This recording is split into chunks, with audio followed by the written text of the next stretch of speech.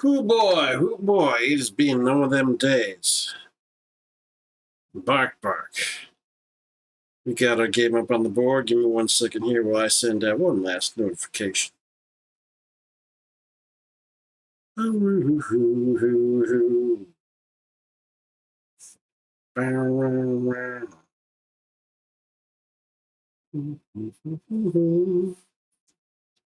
Yeah. Bow, wow, wow. All right, y'all. What we got here? We've been playing some Jigsaw.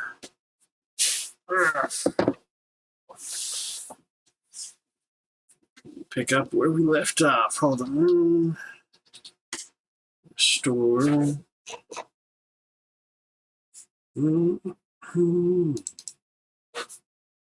All right, where were we? Okay, we're just at the monument. We're going to play some, if we didn't already. Train, I don't think we had done yet. Is going to be our next one. Let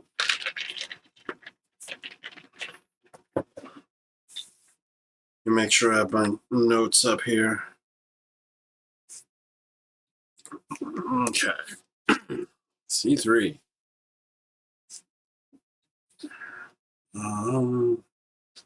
We set our clock. 9. Turn it on. Press train.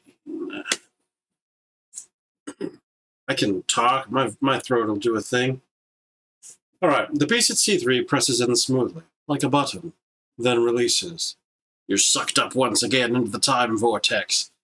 As you slow down, you briefly make out the Elgar Cello Concerto, and then everything begins to change. Chapter 9, No Compromise. Corridor of a steam train. Before you have a chance to look around, a stooped man with a worker's cap stamps toward you from the north, hurls a newspaper at the ground with disgust, tramples it with new boots, and wanders back where he came. This is the corridor of a steam train rattling its way south through icy wastelands. To the north and south are carriages, and there are compartments east and west. Okay. Pravda lies crumpled on the floor. Take Pravda, then. I will learn to spell. This is the April 15, 1917 edition of the Bolshevik newspaper Pravda. Although the editors, chief among them Stalin, are full of historic language about events since the Army Mutiny and the Tsar's abdication last month, they come down on the side of Alexander Kerensky's moderate provisional government. If only all men are reasonable, then socialism will advance peacefully.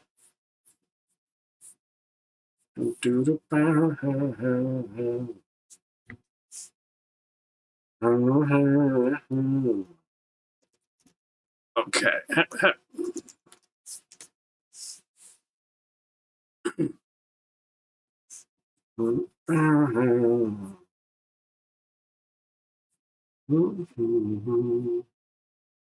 What am I doing here?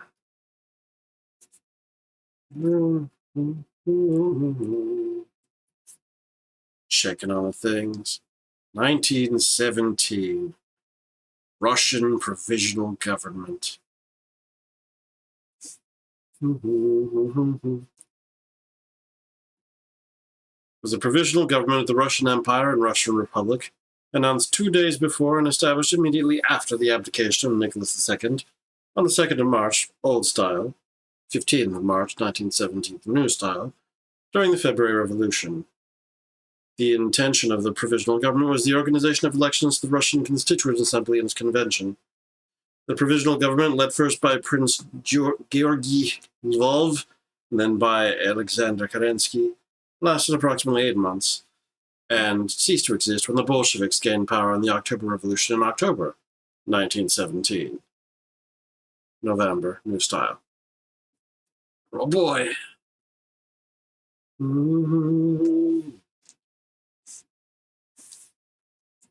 So are we here for... Oof. Okay, anyway, what we got? Compartments east and west. Open west door. Okay. Knock on west. No. Open east. Just go east. Okay. English compartment. The compartment of an English gentleman, incongruously enough. There's no sign of the gentleman, though. An army uniform is laid out on the narrow bed.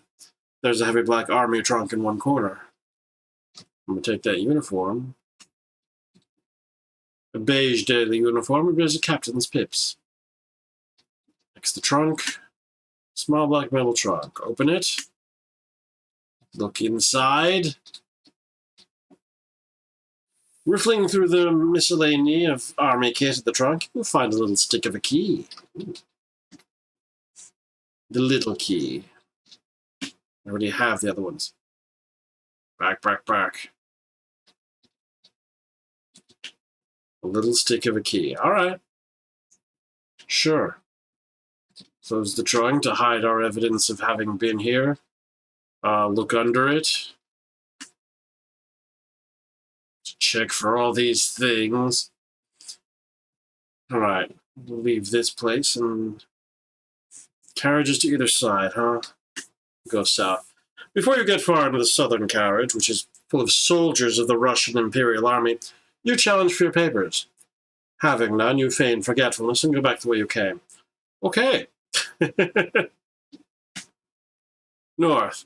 You hardly have a chance to step inside the carriage before an angry, stooped man grabs you and bodily throws you out as an obvious intruder. Okay, I think I have to wear this uniform.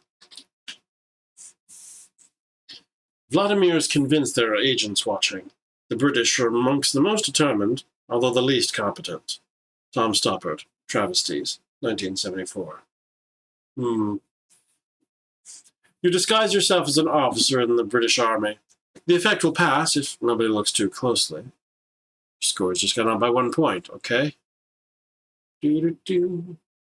Oh, wait, hold on. Stick of a key. Unlock west door with a little key. Okay. Bathroom compartment. An old-fashioned, tight, enameled bathroom, consisting of little more than a sink and a mirror. A man is bound and gagged, wriggling on the floor. You look extremely angry at the sight of you. Is it because I'm wearing his uniform? Ungag man. Take gag. X-man. Tanned, British, angry, helpless. Unbind man? Free the man? Oh no. Quickly you loosen the bonds of the officer. Then, even more quickly, he grabs you, ties you up, frog marches you to the Russian soldiers, and you are imprisoned all the way to Petrograd, where you spent the great year of 1917 in a police cell, until you're shot in a chaotic misunderstanding at the height of the October Revolution. You've died! Back. I would like to undo. Okay, so he's helpless. Search him.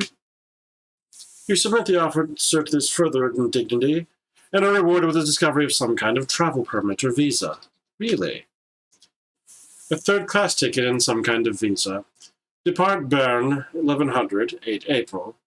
Zurich, 1500, 9 April. Halle, Berlin.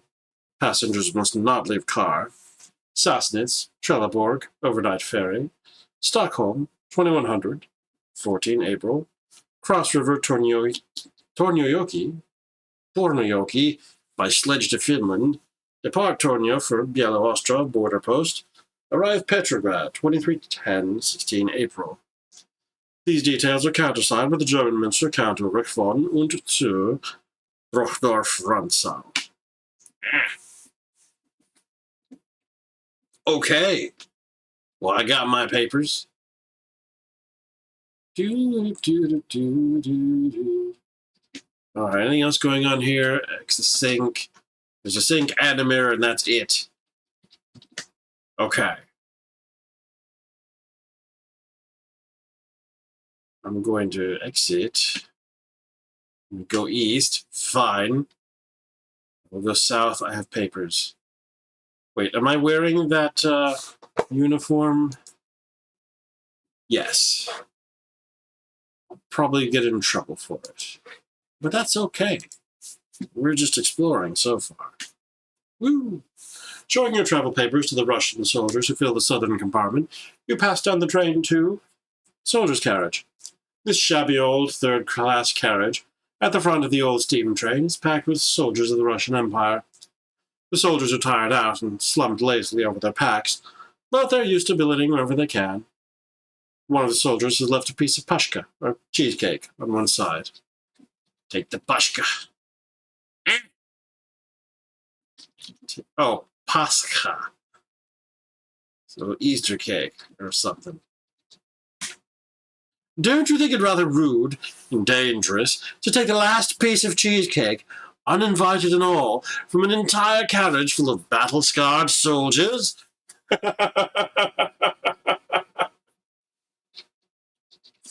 Ask soldiers for cheesecake. Go on, Tavarish. Take a slice. Happy Easter. See, there you go. It is an Easter cake.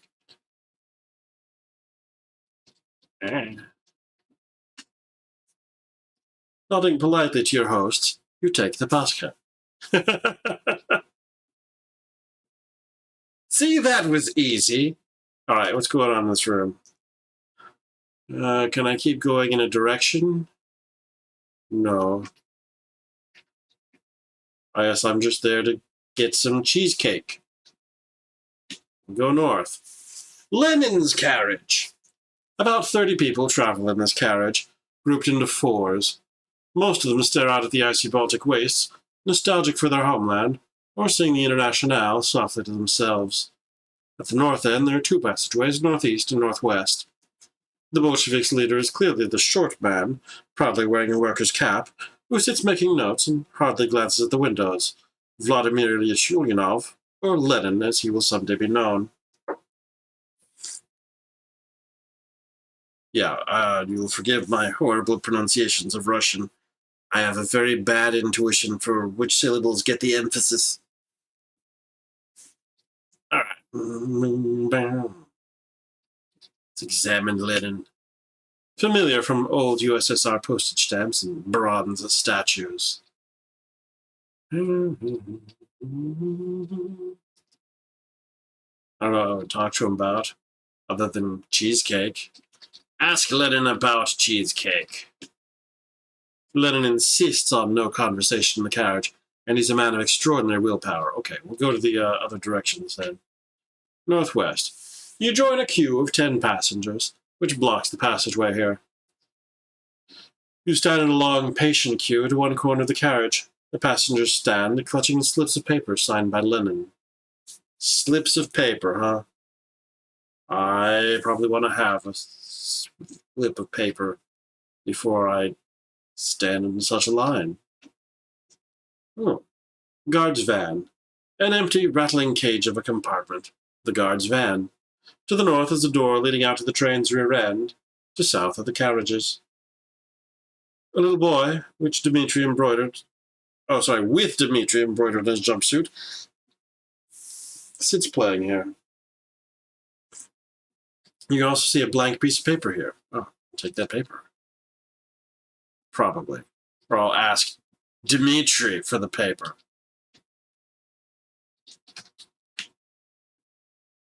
Dmitri smiles and sings on. We take paper. He sits on the paper. Okay. Listen to Dmitri.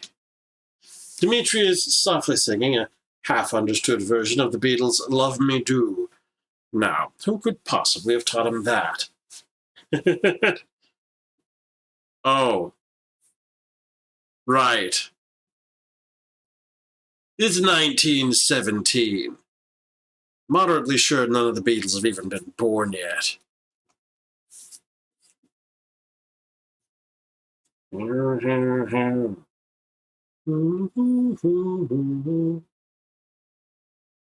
Oh yeah, not even close. All right. So let's ask Dmitri about black. That's a secret. Ha ha ha ha ha. Okay.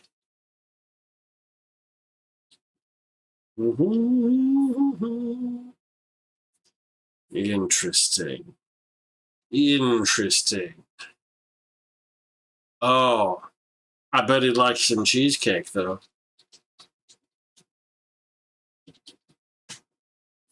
Dimitri smiles angelically before wolfing down the pasta with demonic seed. Demonic seed. Oh, I read too much porn. Demonic speed and concentration.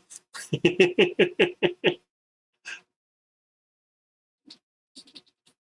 me a paper, please. Take paper. Dimitri obligingly gets out of the way, and you take the paper. Is it actually blank? You see nothing special about the blank piece of paper. Okay. All right, what is this place again? Guard's van. North's the door leading out to the train's rear end. Ice, wind, rails. You stand on a kind of wrought iron balcony on the back of the train in the open Baltic air, white wind rushing past, the silvery rails disappearing among the drifts of snow in the distance. It is breathtaking and fearfully cold.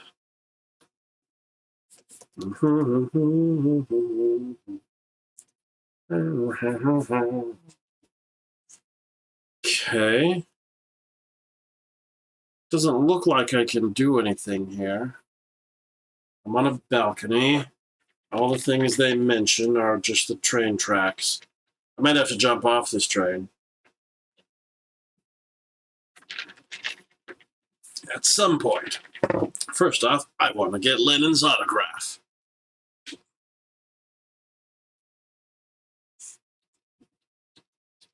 Give blank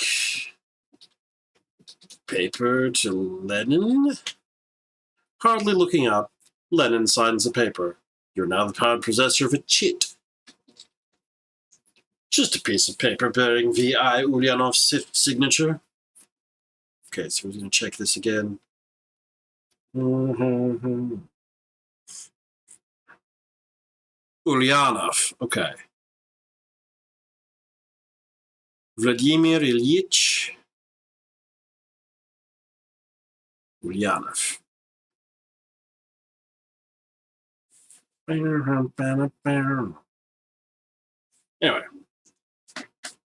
All right, Ulyanov. Time to get in line. Get in queue. Can't enter the queue. Oh, I'm technically in the queue, I guess. The queue shuffles forward, and there are now 9 passengers in front of you. Keep queuing. 8. 7. 6. This had better be the right thing to do. 5. 4. 3. 2. Not you, Siri. You're now at the front of the queue, next to the door, which should open soon. Door? Hold on, which direction was this door in? I need to make sure I'm ready to go in, or else they'll kick me out forever. I guess we'll just keep going north, if that's what it will allow me. Should open soon. All right, I'll just wait for it to open, I guess. The door opens, the passenger leaves, and files south past the queue into the carriage. Smoking compartment. Your eyes swim in this fog of cigarette smoke. The last tiny berth of the train has been converted into a smoking car, but there's only room for one at a time, half sitting on the bunk. Ash is heaped up in an old grey ashtray. You feel rather ill. Let me guess, is the ashtray a jigsaw piece? Ugh. Take ashtray. Clear ash. I feel rather ill. Take tray. You shake the ash out of the tray and pick it up. A jigsaw piece! Your eyes swim. Is there any more?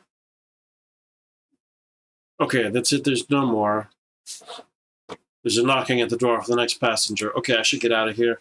I'm just going to make sure there's nothing else. I'm not going to take the time to actually look at the room. I'm going to go back to my scroll back. No. Okay.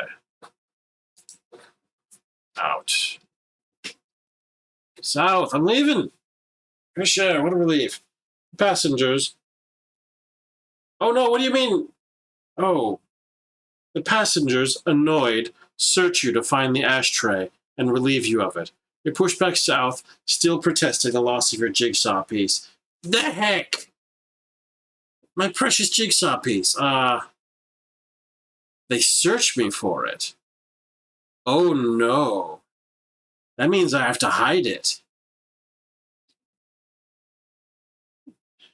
Waiting is not what I wanted to do. I wanted to undo. I wanted to control Z, not Z. Well, maybe I can get in line again? No.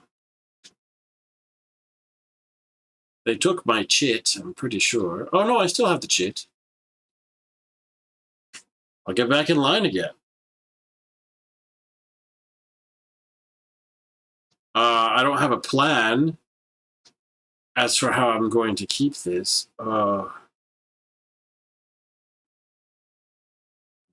Like, I don't know what has been changed. Like, I could just grab the jigsaw piece and go forward in time, but presumably I have to change something temporarily, and I don't think I've changed anything. So, yeah. Okay, so take tray. It's jigsaw piece. So what can I do to Pravda? Can I put down the Pravda?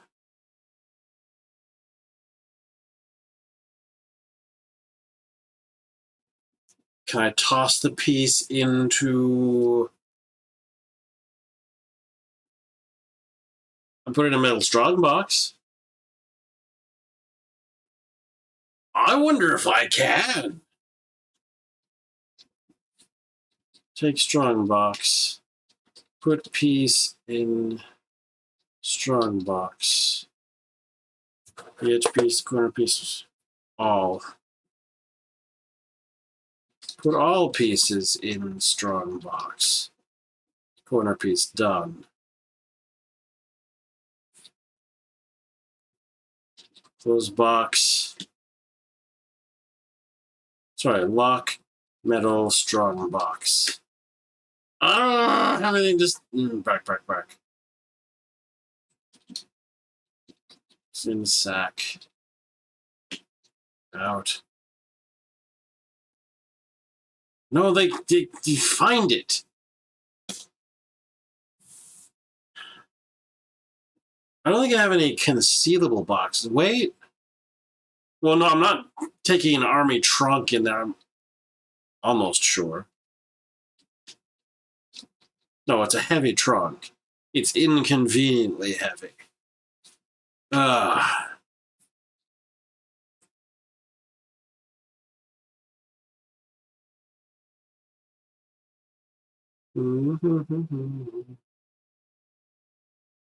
Let me see here. They're just too good at finding it. All right.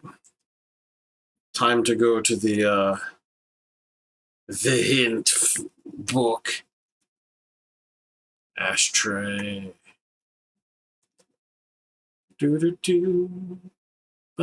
Oh. The what?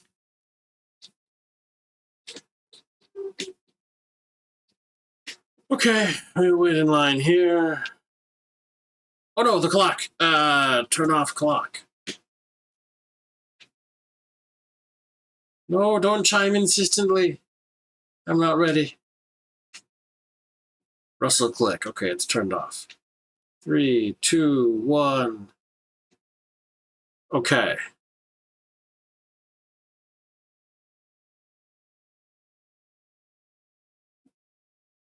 Take tray.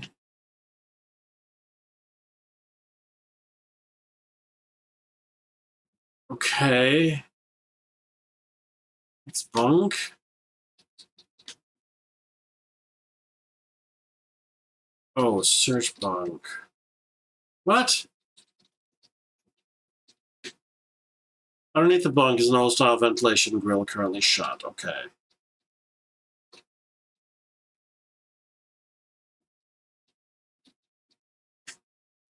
Ah. Well, which one does not understand? Ashtray.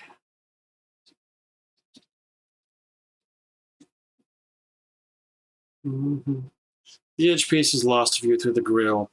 There's a thump followed by a clang of metal on metal. I sure hope that's the piece we're talking about, because I haven't been bothering to look. Yeah, I guess. Come on, coughs the next passenger. Someone else's turn. You're bundled back south. Okay. Doom, doom, doom. What?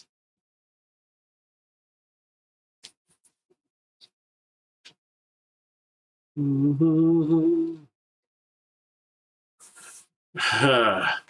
small metal bomb has apparently rolled from the undercarriage onto this balcony. You can also see an edge piece here. Is that the specific piece? Yeah, I guess it is, because there's only one. Take bomb. Look at it. Small metal explosive device with a big frivolous letter B painted on one side. Too small, in fact, to actually harm anyone, though it might well strand the train out here for days. You have no idea how it works or when it might detonate. Just throw it. You hurl the bomb from the train, and as it smashes onto the ice behind, it explodes in a crimson fireball, before being doused and enveloped in the snow. Soon, even that snow is no more than a speck on the horizon. You feel profoundly safer. Okay, I'm gonna take that piece, though. Alright, oh boy, heck. Okay, so I think we're done.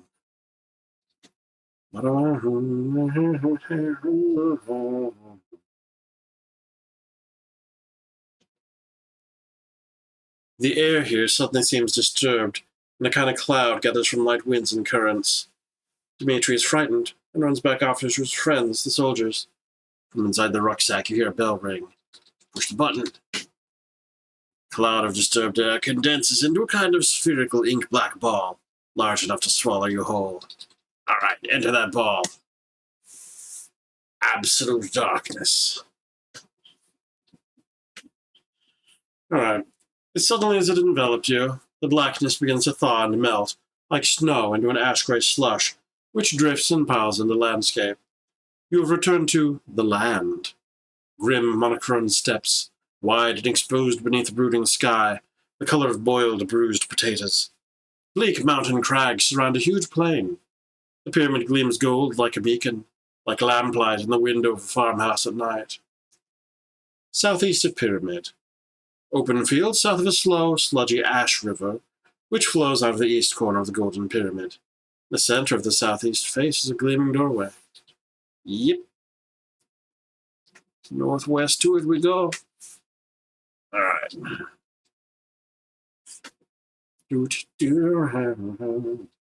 All right, 6 gaps left. Oh, it changed from telling me the number of pieces I had down to the number of gaps I had left. That's nice.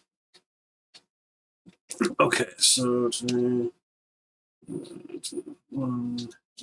after Lenin, let's go ahead and read the footnote for that section. That was C3, right?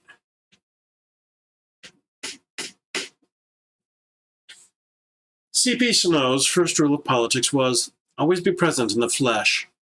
Lenin was highly surprised to read about the Russian Revolution in the Zurich newspapers for March 14, 1917.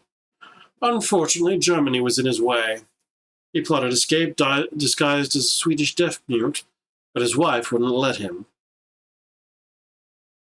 But as his schemes became matter, a way was finally found.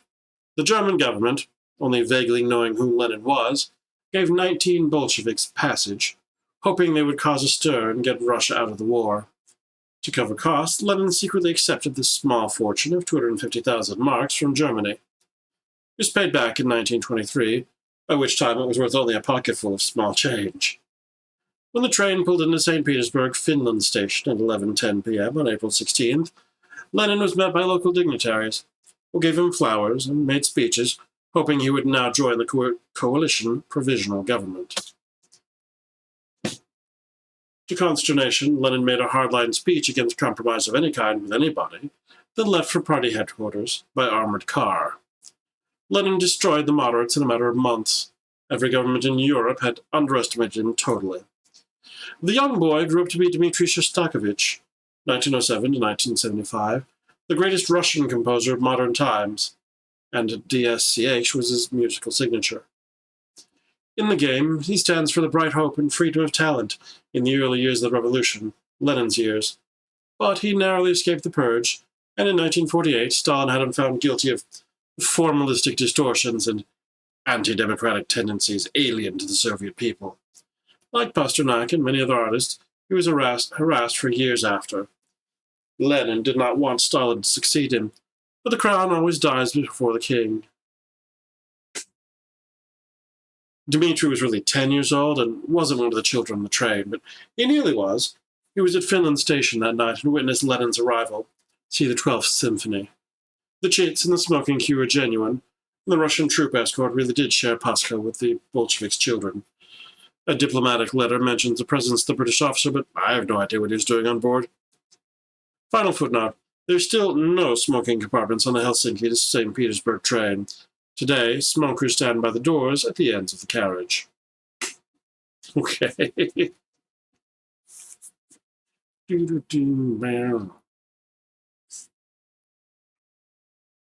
Bosca.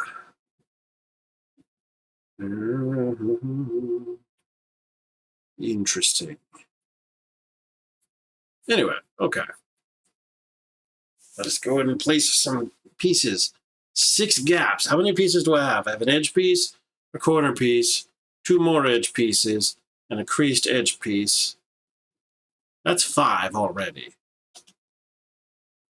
All right. Okay, look at the edge piece. Oh no, an edge piece. A large jigsaw piece, 6 inches on a side and square. It's a dull gray-white, perhaps depicting the side of a plover's egg. Okay, let's go ahead and place it. Hold on, what does the board look like?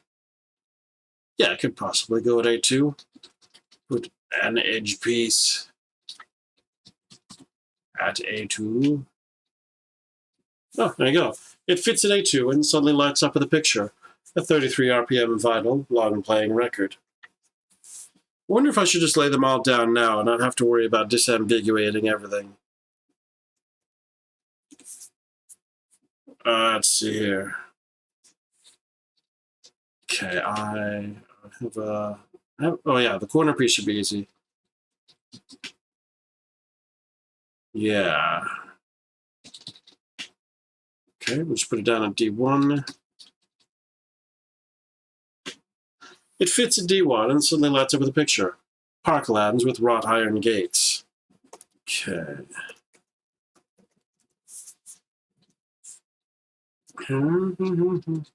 Okay, edge piece N.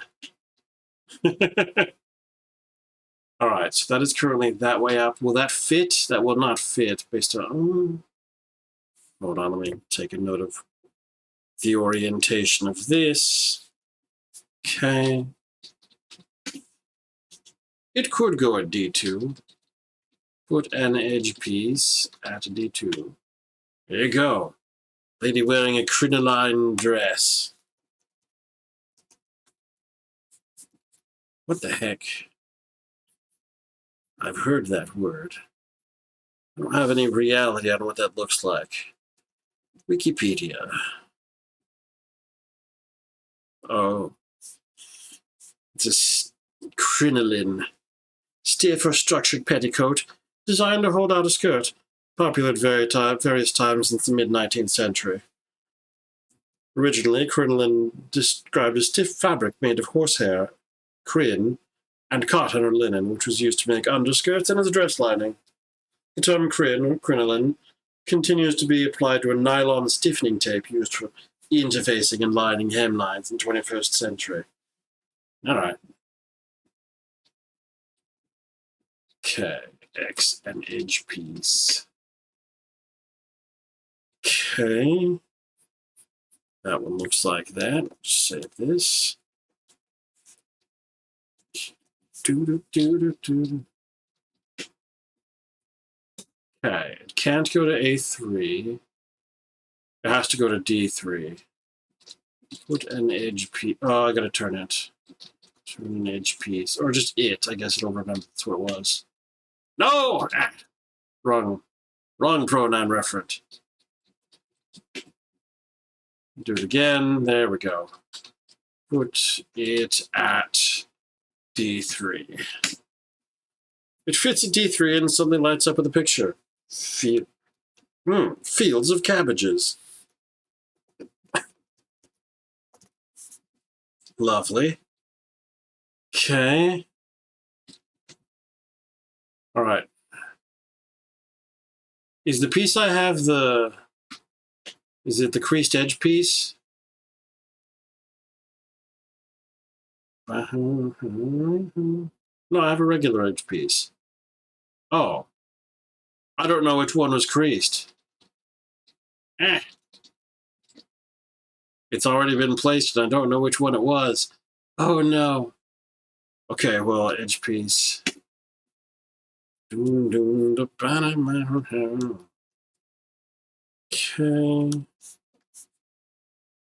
Examine the board. Okay, that would... It could fit at A3. It could fit at either one. I don't know, but not the way it is. Turn edge piece. Again. Put edge at A3. Won't fit because the piece on A2. Oh, did I rotate that in mentally wrong? I mentally rotated that wrong. Okay.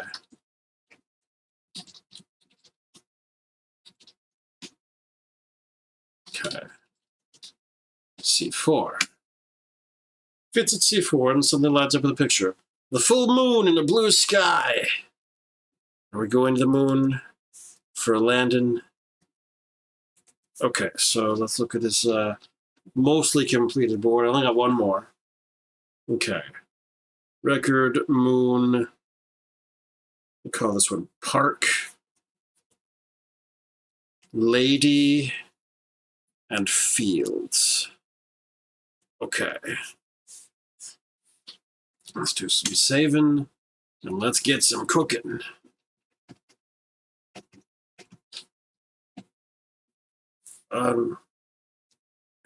Just kind of want to go through them in order. I don't know. Let's see here. Turn on the clock. Set it to 59. Push record. The piece at A2 presses in smoothly, like a button, then releases. You're sucked up once again into the time vortex. As you slow down, you briefly make out George Bush playing golf at Kennebunkport, and then everything begins to change. Chapter 10. Wish you were here. Abbey Road. A quiet London street with low brick walls and a zebra crossing. From time to time, people stroll by in 60s clothes. A tiled road name spells out Abbey Road. Not far from where you stand, a window of one of the buildings is slightly ajar. Black leans against a wall beside the window, obviously waiting for something. Funniest thing happened, Black mentions. I got caught by Russian troops. I thought I'd had it, but then I woke up in the land with nothing worse than a headache. My time machine must have retrieved me after all. You smile slightly. Yes, this was me. I rescued you, Black. In fact, I have your passport. Boom, boom. Possibly, yeah. I expect you're wondering what we're doing here, Black says coyly. Port to Black. But you have so little to offer, Black. So am I, really, but Grant Kildeki was a big fan of, well, you'll see. I mean, I can guess. I'm not gonna, I mean, he's not gonna respond to anything. Ask Black to passport, yeah. Must I tell you everything? All right. A quiet London street with low brick walls, yeah. Not far from where you stand. A window of one of the buildings is slightly ajar. Black leans against a wall beside the window, obviously waiting for something. I want to examine this window. August 67. I agree. Black begins vigorously humming the tune of an old 70s classic. Pink Floyd's Wish You Were Here. Look at the window. Smoke glass, or perhaps just dirty. Look inside. Window. Inside, 4 disheveled young men with brush-forward hair and no ties are picking away at their instruments, guitars and drums, and having a frustrating, uncreative time of it for once. They're clearly beginning to annoy each other. Black continues to hum in the most persistent way. No, good heck. You're not going to make me do bark, bark, bark, are you?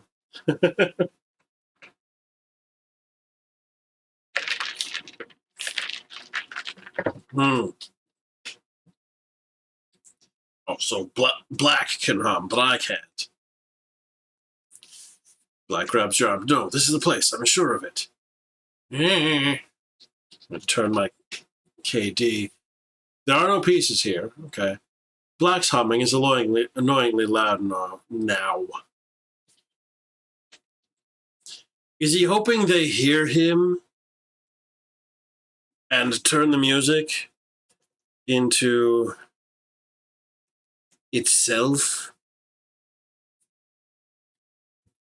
Is it horribly reverse derivative? I don't know. Shush, Black.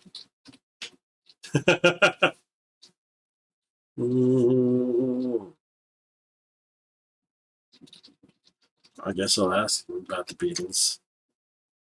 Hey, quiet you folk, says someone inside the building in a Merseyside accent. Something's coming through to me. Oh no. How's that go again? The voice continues. Got it. And the Beatles begin rehearsing the new hit single, sure to be #1 by next month. Piece of cake, says Black complacently, gently closing the window and then, in a mysterious fashion, vanishing clean away. Really? That was it? I don't know about this. Oh, shenanigans. Oh, wow. Wait, what? No. Did he sabotage it? I need to stop him. Oh, good heck. Turning clock to 1. We'll see what happens. Yep. Oh, no. You shake your head, confused, but at least the crowd outside are singing along to Herbie von Karajan and the Comet's immortal Hug Me Do. And even if you do prefer Robert Dylan's late string quartets, it must be time now to go out, sing along, and toast a brand new millennium. You've wrecked the course of history.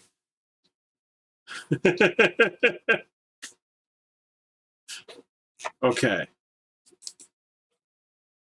So the shenanigan. Let's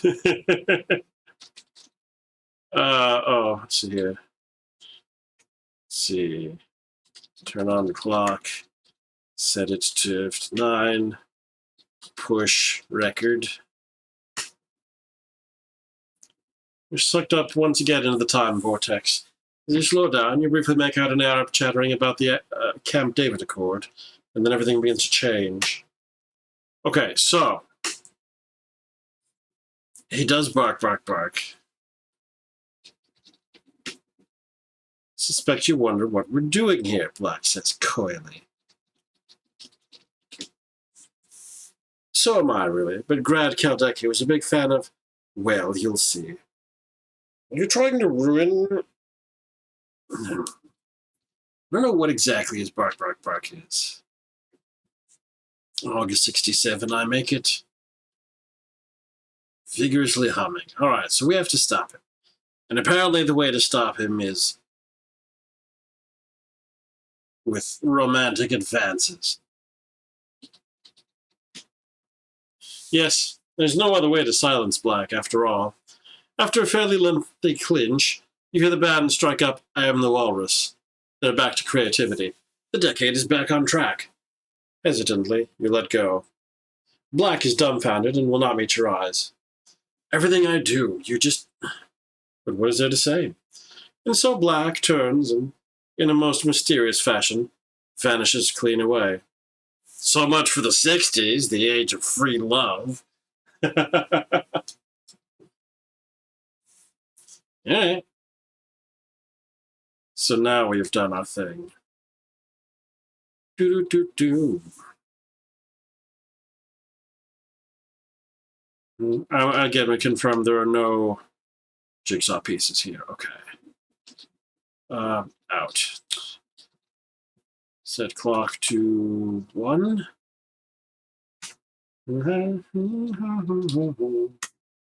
Okay. We've solved that one.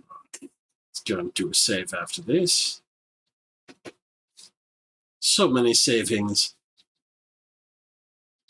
after Beatles. Let's check out that footnote. It was A2, right? Yeah.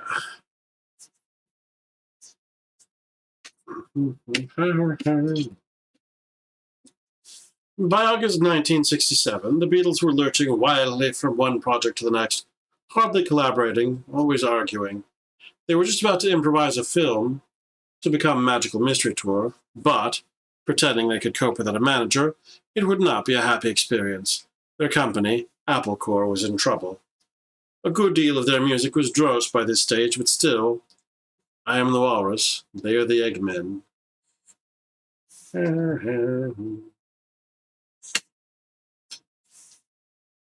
Someone have opinions.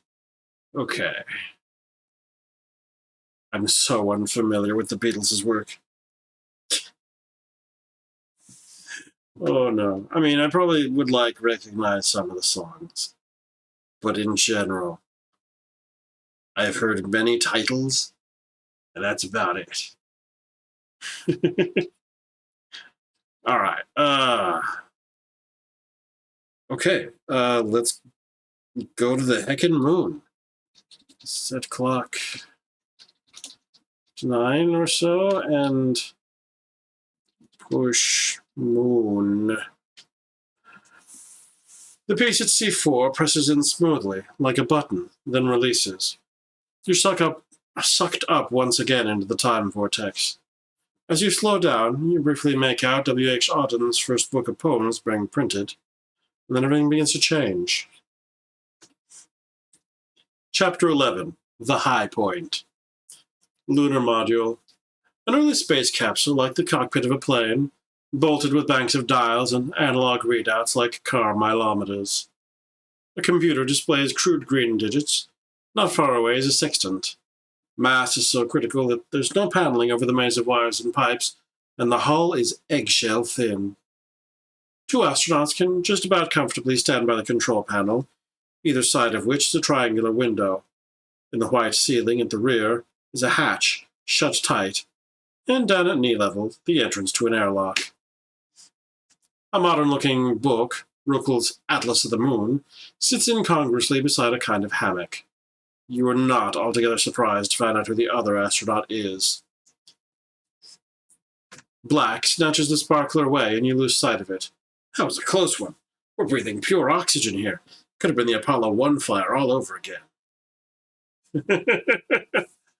Oh no. To examine Black. Black is poised over the controls, wearing not a spacesuit, but casual clothes. Black jeans and a t-shirt from the height of the Vietnam War protests, with a picture of men on the moon and the slogan, "So what?" written underneath. Haven't you ever wondered what would have happened if the last Apollo astronauts hadn't been killed? I mean, probably not. So here goes! This has, to say the least, been a confusing evening. Killed. You don't remember that, but then nobody at your school ever talked about Apollo. I have to stop him! This is not how you stop things. Black pushes you away, annoyed. The view is extraordinary, flying over a bright white-gray cradled... Flying over a bright, white-gray cratered world from 70 miles up. And burn, says Black coolly. The capsule turns and thrusts briefly into a new elliptical orbit, arcing downward. Traditionally, the astronauts get to name the lunar model, so I hereby christen her Othello. Really? I should probably take the book. Let me see. The Littrow Valley, that's 20 degrees, 48 minutes north, 30 degrees, 10 minutes east. Or like lunar time at the top. Lunar module Othello. Oh no.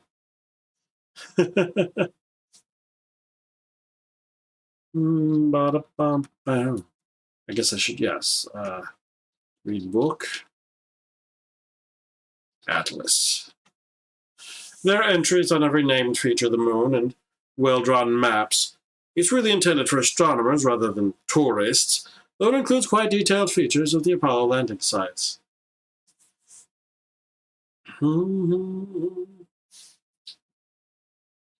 Okay, look again. Oh yeah, we got, there's a sextant.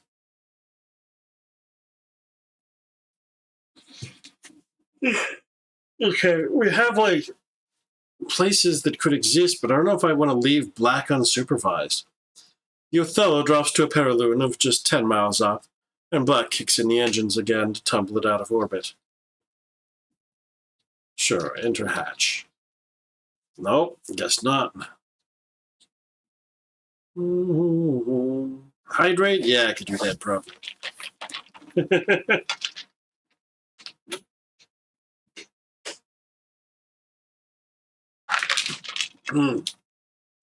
Alright. Thank you, Otter Smell. Back.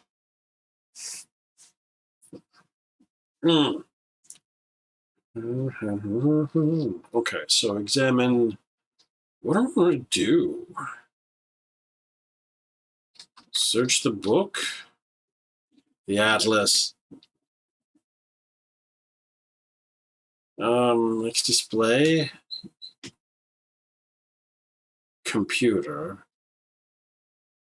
Sextant. 2,000 meters up, Black takes over the controls, chiefly a button joystick. The Othello is braking steadily. Heck, like. This is a D-Sky computer, processing radar data, just like the one which failed on Apollo 11's descent, leaving Neil Armstrong to land by eye just before his fuel ran out. Only 100 meters over the lunar soil now, and Black is concentrating to avoid craters and boulders.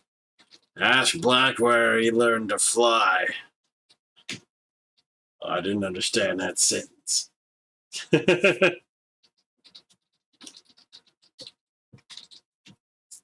Questions.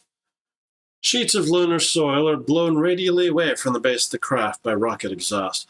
Why are we landing on the moon? Is there a spacesuit? Can't see any such thing. We saw wires. Wires are happening right now. Wires hanging from the forelegs brush against the surface, and the contact light comes on. For an instant, Black hesitates, then kills the engines, and the Othello settles without a bump, leaning just fractionally. One of its legs must be slightly inside a minor crater. I don't recognize this. We're in the wrong place. And there's no fuel to take off and land elsewhere. Okay, so I should have been able to look up probably the place that he mentioned on... in the book. He said Litva...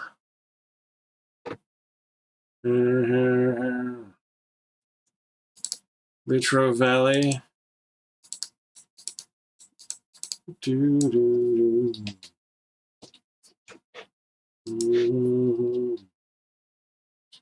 Look up Litro Valley in the Atlas. South of the Littrow crater, a valley with a broken south wall, named after Johann J. von Littrow, 1781 to 1840, the Austrian astronomer. The Taurus Littrow Valley, landing site of Apollo 17, is located at 20 degrees, 10 minutes north, 30 degrees, 48 minutes east. And is that where he was going? Doom, doom, doom. Doom, doom. 20, 48, 30, 10 east. Oh no, he got that transposed. Heck. Show Atlas to black. A bit late for that now. Oh no. Okay. All right.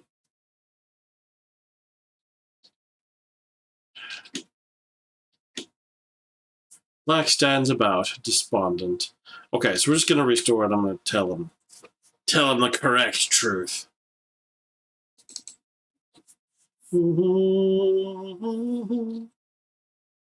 Okay, so turn on clock, set it to whatever. Push moon! Television footage of the Lady Chatterley's lover obscenity trial. Then everything begins to change. Oh yeah, I still have the sparkler. It's gone now. Probably should have left that somewhere, maybe. Imagine if I put it in a box or something. Okay, so take Atlas. Have you ever wondered what would have happened if the last Apollo astronauts hadn't been killed? Look up. Sea of Tranquility.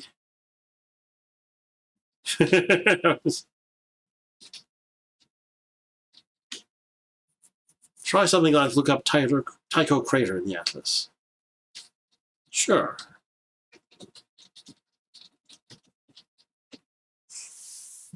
Huge crater on the near side, named for Tycho Brahe. Doo-doo-doo. Othello. Are you calling it Othello because we're black and white on here? Okay, look up Littrow Valley in the Atlas. Show Atlas to black. Because those numbers are different. You got 10 and 48 mixed up. Black looks aghast at the entry you found on the Taurus Littrow Valley. 10 minutes north, 48 east. Oh yeah, that's what he transposed, just the minutes and the directions. Frantic maneuvering of the capsule ensues. The Othello drops to a parallel of just 10 miles up, and Black kicks in the engines again to tumble it out of orbit. Craft is on automatic pilot descent now, gliding down over the lunar surface. At 2,000 meters up, Black takes over the controls, chiefly a button joystick. The Othello is braking steadily. Oh, look at that joystick. Doesn't exist. Not for me to worry about. Only 100 meters over the lunar soil now, and Black is concentrating to avoid craters and boulders. Sheets of lunar soil are blown radially away from the base of the craft by rocket exhaust. Wires hanging from the forelegs brush against the surface, and contact light comes on. For an instant, Black hesitates, then kills the engines, and the Othello settles without a bump, leaning just fractionally. One of its legs must be slightly inside a minor crater. I know what we're doing. Time passes. Houston Taurus base here, says Black superbly to nobody in particular. The Othello has landed. Welcome to the moon, Population 4. The Othello shakes a little as its remaining fuel sloshes back and forth in the tanks. Your score has just gone up by 1 point. All right, we have landed on the moon. Why are you killing the people who are there? I do not know.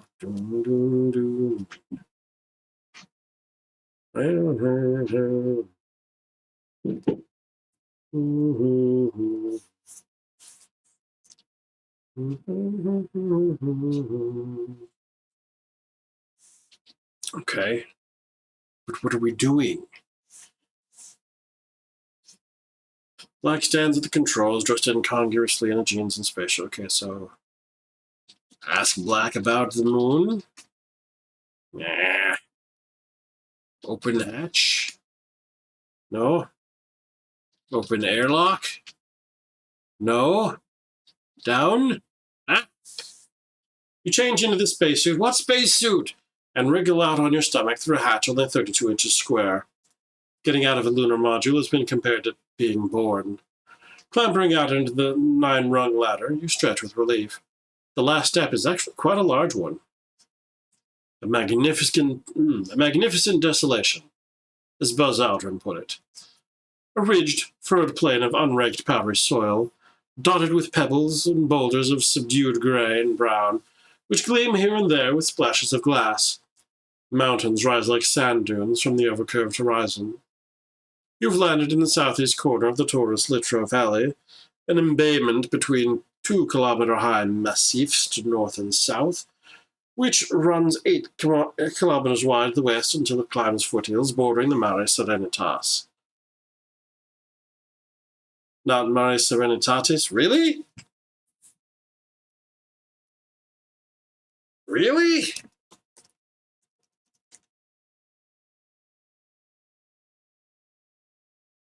Yeah, no. Mare Serenitatis. Or Serenitatis in English-like pronunciation. But, yeah. It's a genitive. Come on. You've used enough Latin in this game that I can yell at you about this. The valley floor ends suddenly with Bear Mountain to the southeast. A ladder rises through the shade into the airlock of the squat and beautiful lunar module Othello. The lunar rover, a stripped-down jeep, rests neatly here. How did Black get all this stuff? Eh? Eh? How? Dun, dun, dun, dun.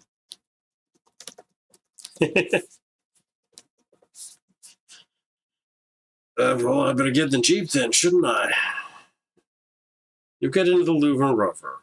In the lunar rover, you can see a joystick. Push joystick. It's fixed in place. Take control.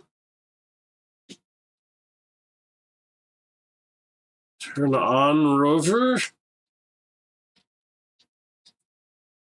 Okay, let's examine the joystick. There's a switch on the joystick. Okay. Switch joystick on. Okay, now I can go west, yes? The lunar rover comes to life, sturdily driving as it bounces around little unscattered rocks. You might head north into the valley or climb the slopes a little southeast. Do I need to get a map of the heckin' moon? Littrow Valley or crater?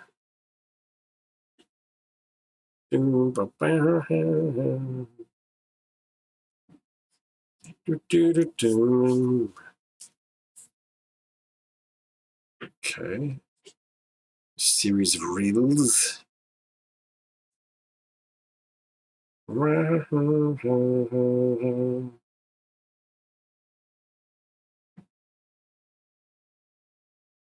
Apollo 17. That was the one we looked at. They selected Taurus Littrow, which is where from where we are.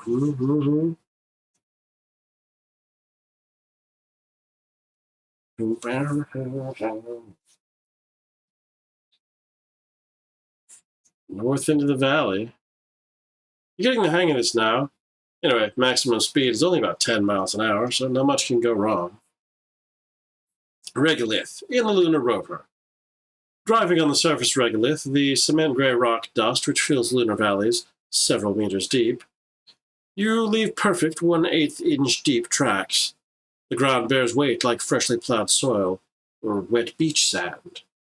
The blue crescent of Earth hangs in a starless and Bible black sky. This is an unforgettable place. Forget place. Sorry, I just had to do that now. Keep going north. It is oddly fascinating how the wheels kick up dust to a height of 2 or 3 feet, which then falls so slowly back to the ground that makes it an almost continuous fountain. Emery Crater in the lunar rover. One of the dozen or so big impact craters in the valley. 500 meters wide and too steep to comfortably descend.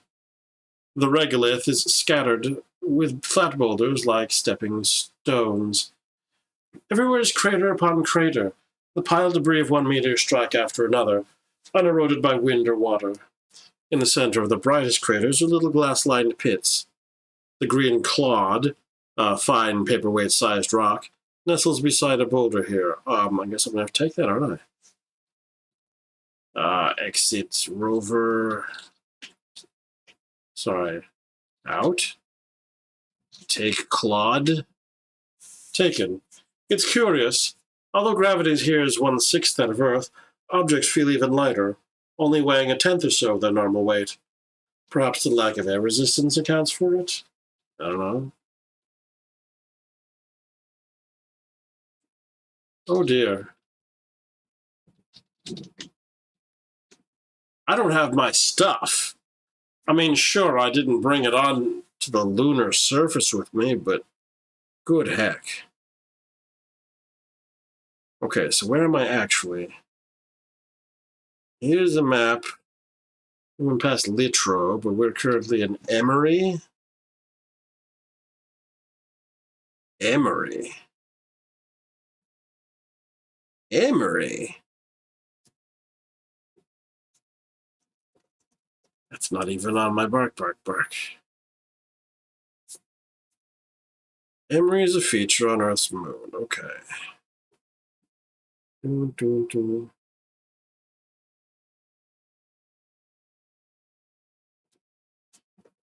There is a Google moon, isn't there?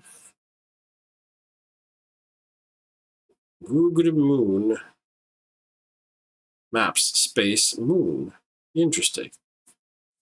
All right. Oh, wow, you got all sorts of maps. Okay. All right, while I am in space, I would like to see... Heck. Is this searchable? It's heckin' Google. Why is it not searchable?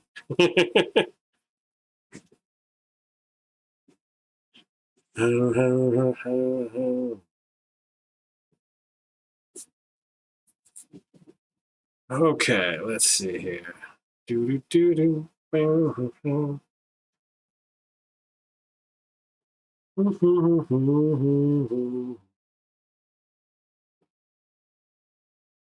Ah, yes. Sides of the moon.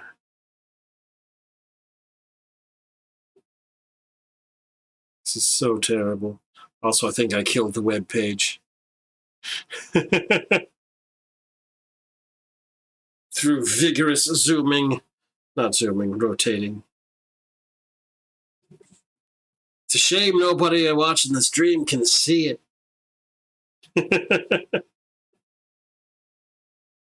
All right.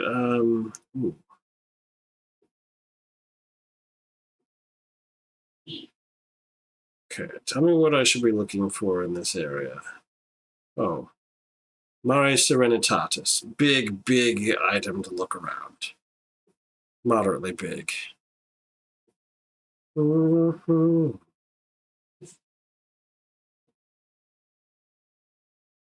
There we go. Homogeneous, Cresium, Smithy. Okay, Tranquillitatis. Sure.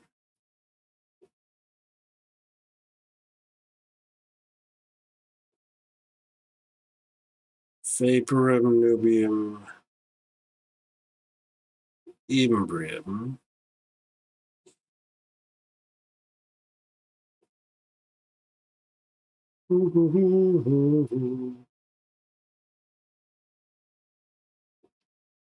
I know, this is hopeless.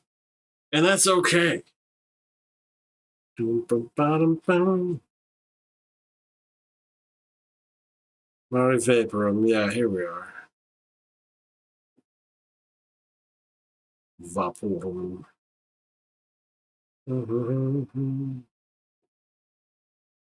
Ooh.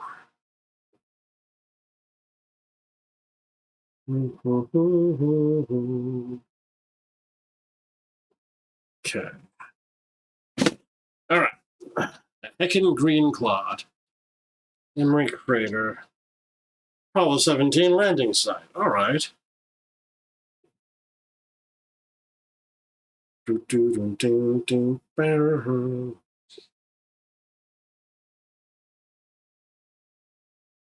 would be nice if these things were better findable, but that's okay. All right, everything is rotated.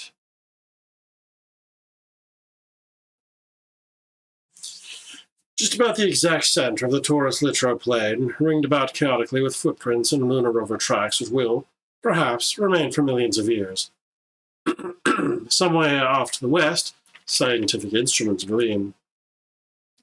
A sun-white ladder rises to the airlock of the lion-faced lunar model Challenger, which is over 3 times your height.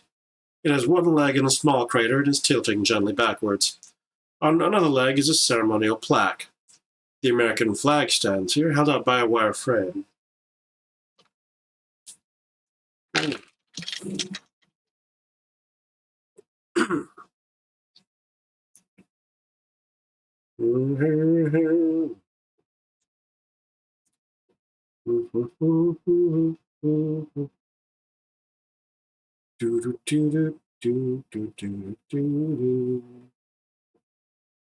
What happened here?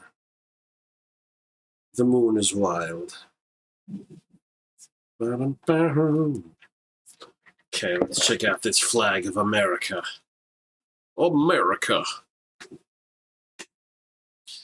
The same $5 flag which flew at mission control throughout the Apollo years.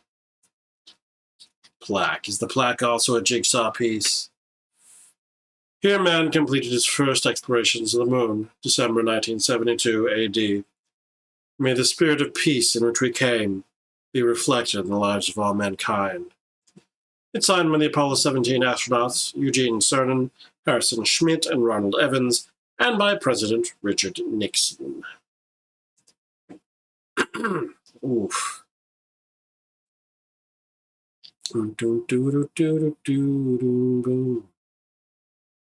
Okay, there we go. Alright, so Menelaus and Menelaus.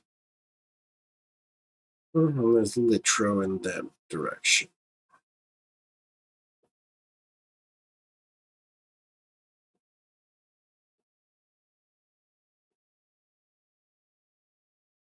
Ah, there we go.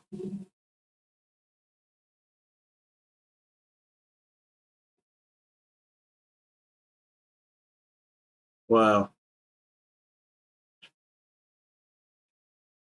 Okay. Take the plaque. Take the flag. Don't be a fool. The real astronauts will surely notice if you steal the flag. It could hardly have blown away in the breeze. Okay, enter module. Too risky by far. Think of the damage to history you could do just by disturbing the tiniest thing inside.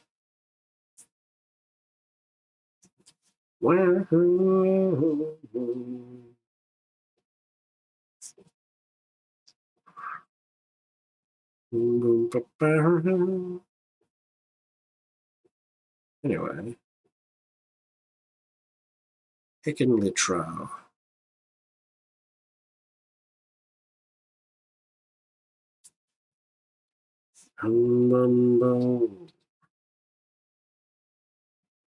So then what am I actually going to do? Oh, to the west where scientific instruments gleam. Silver cairns in the lunar rover. A clear patch of regolith 200 meters west of the Challenger. To the north is an extraordinary view. Dead flat plain, then the North Massif, rising like a cliff. The trails of rover prints lead roughly southwest. It is home to the Alsep Scientific Station, 5 weird-shaped instruments laid out on the lunar soil and cabled together to a nuclear reactor and a skyward antenna. A stiff cable snakes away, ready to be hooked up to some experiment or other. Some kind of 2-foot-long rod is propped up next to the Alsep. There's a hairline crack around part of its midriff. Score just got bumped by 1 point.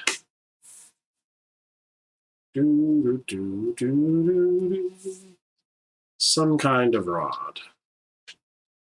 Couple of inches in diameter, 2 feet long, and bearing a triangle. Inside the red triangle is the symbol Pew 238. The rod seems to be fragile. Perhaps it has been dropped because there's a crack around the middle. Surely an accident waiting to happen. Let's make it happen. Break rod. Violence isn't the answer to this one. That's probably a lie, actually. Lights are shaking. The hairline crack opens just a fraction as you take the rod. The rod doesn't break, but you feel dizzy, overcome, rather nauseous, no joke in a spacesuit, and then blisteringly hot. You've died. Alright, we won't actually. But that probably also tells me I need to either hurry or bark. Cable?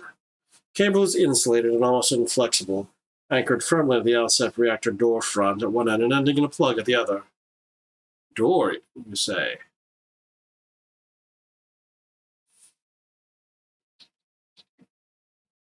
Dead cairns like these, scattered across the trackless lunar monuments, will reflect Earthlight forever. Eventually, the solar radiation will tarnish them, but perhaps there will be life of a kind before then, if the Alsep can be activated. Okay. Turn on Alsep. There is no apparent means of activating or indeed deactivating the Alsep.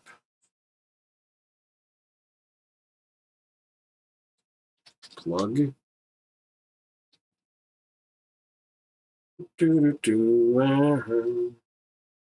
Plug in Alsep.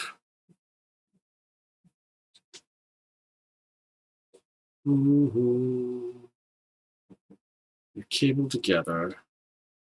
Tie cable to rod.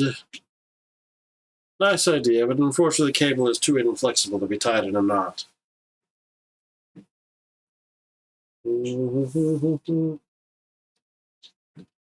Tie cable to clod. Oh. Hold on. It's a rock. Put clock in rock. Not clod. Clock. Clod. Okay.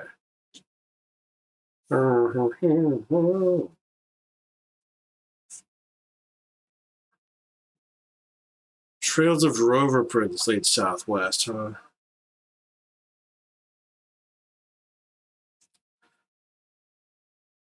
Oh. Hook up cable to rod. Hook up cable to clod. Maybe it's just like the verb. You're telling me it's ready to be hooked up, then you should allow me to use the verb hook up. Between Horatio and Victory, lunar rover. The valley is getting smoother as you head roughly west from the Challenger. Boulders mark the rims of the craters either side. The soil is deep and clinging. Fresh soil has been thrown up by the wire-rimmed wheels of a rover. Horatio and Victory, huh? Do I see those on my map? Given where I was. It's funny because you can tell exactly where humans were, as Google Maps has a couple of very, very much higher resolution image sections. uh, okay. Shorty crater in the lunar rover. A dark rimmed minor crater the size of a football field, whose inner wall and central mound is skepped with blocks. Lunar rover tracks turn from southwest to east, and footprints are stamped about, scuffling the soil to reveal vivid, bright orange earth, the most spectacular color burst you've seen on the moon. Not that earth, but yeah. We walk on the earth, but we live in the sky. My blue ending is saying, quoted by Dr. H.H. Jack Schmidt, Apollo 17 astronaut. The blue crescent of Earth hangs in the starless and Bible-black sky over the South Massif. You can't make out stars in the bright sunlight. The sun is at 40 degrees, and it's mid-morning.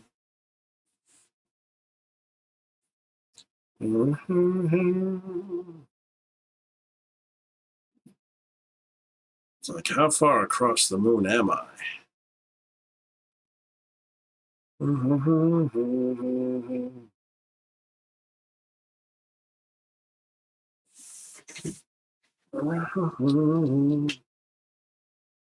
Okay, so what was the directions? Southwest to east, so let's go southwest then. In the distance, you can just make out the other lunar rover. It seems unwise to drive further southwest. Okay, so let's not go after it. The soil is rich in titanium and unfortunately not volcanic, as some astronauts might be led to believe. Silver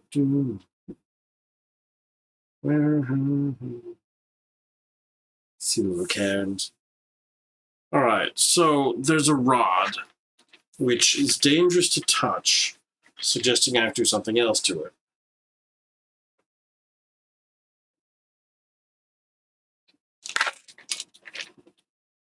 Oh.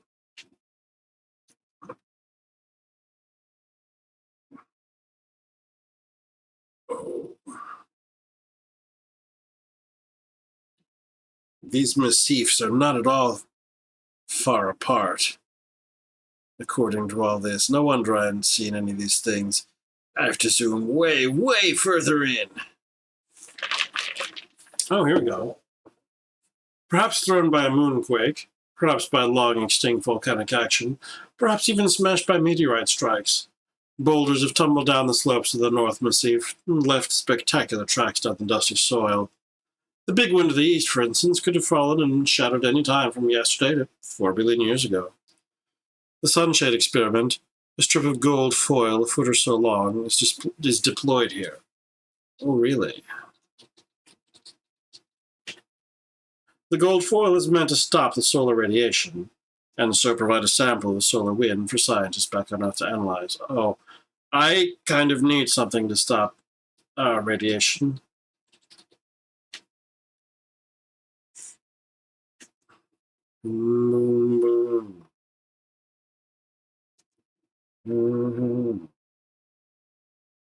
Here we go.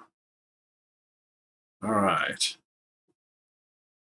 See Horatio.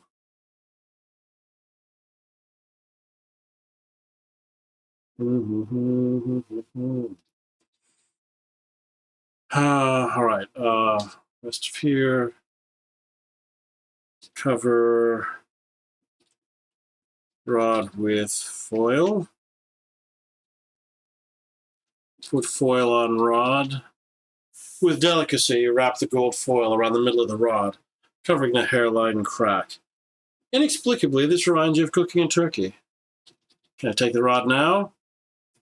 The rod is still extremely fragile, and you would need both hands free to safely pick it up. Heck. I'm here holding a green clod. What am I going to do with it if I have it? What am I going to do with it once I have it? Is a good question.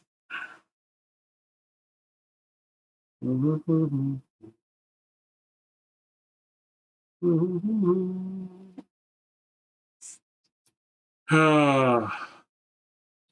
I'll put it down for now. Dropped. A gentle fall without tumbling. Objects here seem to keep moving when pushed, just slightly more slowly than in orbit. With exquisite care, you pick up the rod, which buckles slightly but doesn't break. It is so radioactive as to be actually physically hot, even through spacesuit gloves. I don't know what I'm doing with it. Oh no! Ah!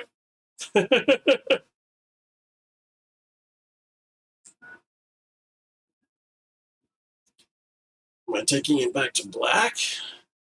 Am I burying it in the yard?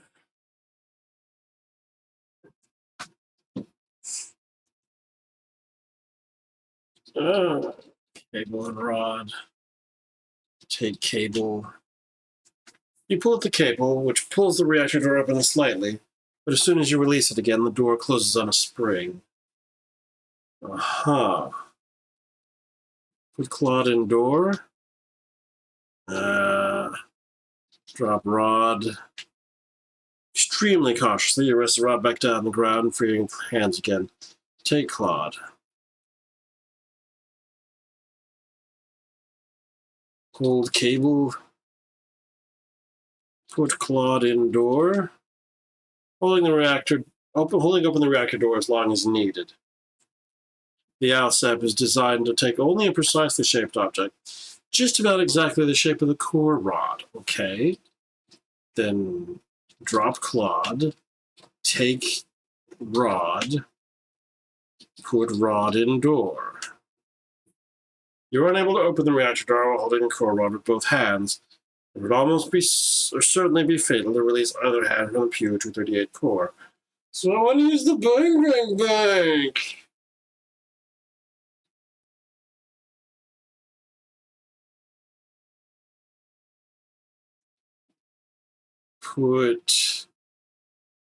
Okay, we'll drop the rod. Take the Claude. Put Claude on door. No. Put Claude on cable. Putting things on the stiff cable would achieve nothing. You're sure?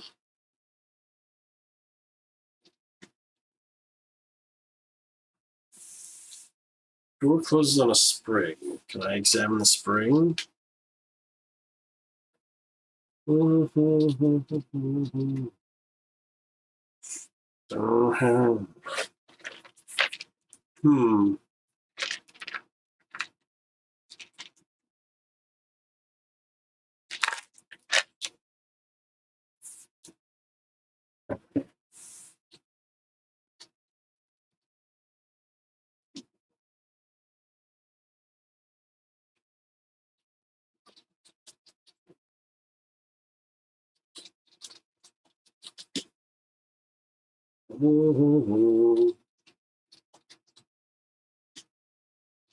From cable into rover.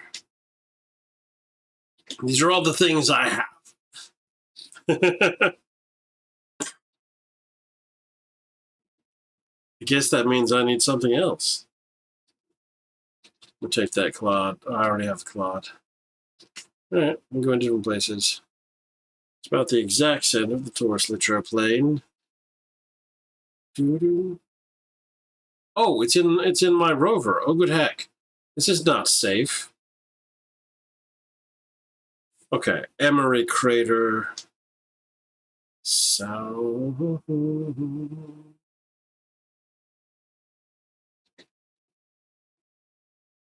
and the Othello. Exit rover. What is black doing? Out. You're relieved to discover that the odd-smelling moon rock does not burst into flame on contact with the capsule's pure oxygen atmosphere. Black stands at the controls. Good heck. What am I doing, Black? Ask Black about Claude. Give Claude to Black? But you have so little to offer, Black. I don't understand. All right. It's about time to throw a poll out to the people. Oh, no. Okay. I got 2 minutes for you lurking fellas to decide on the fate of the remainder of today's stream. If we'll continue with Jigsaw, or scoot forward or back to other games. What it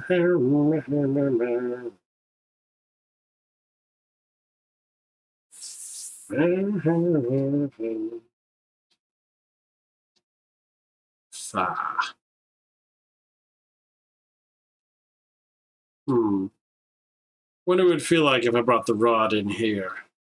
Would he panic? Just gonna leave the collage. Well,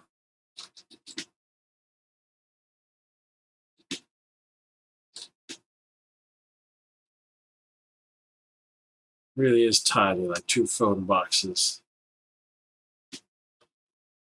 Okay, we're gonna see if we can rove around elsewhere. Here we go. Maybe Bear Mountain in Lunar Rover. Is Bear Mountain in the Google map? Oh.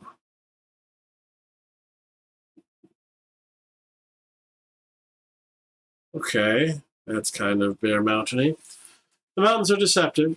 No smooth and rolling foothill this, for Bear Mountain suddenly rises at a 30-degree angle, littered with jagged landslide debris, fit to puncture the suit of a careless astronaut. This is the farthermost finger of the Vitruvius Mountain. A gnomon stands upright here beside a boulder. A gnomon? Really?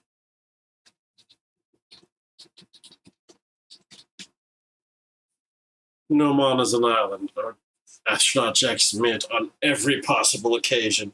Oh no.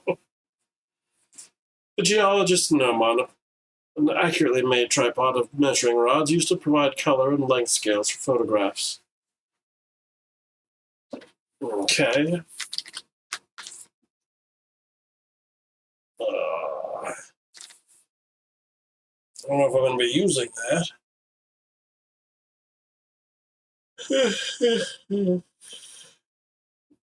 Okay, well, put it in the rover. You put the Gnomon in the lunar rover. I can probably do that with the Claude, too, if I still have it. Oh, that's fine. All right.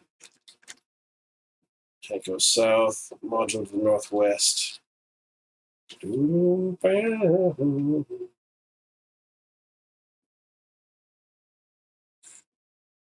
Okay. Ah! Oh, the clock. Oh no, my sparkler. Oh no, I haven't changed time. You shake your head, confused. What is this folly of a monument doing in the middle of a high-security aerodrome? Why did the chief ministers of the Allied Air Force Protectorate ever allow this party anyway, after their decade of ever-growing military budgets and power? They've enough trouble keeping order as it is. Never mind. Time to toast to the new millennium with a GP glucose rush. You've wrecked the course of history. Oh no!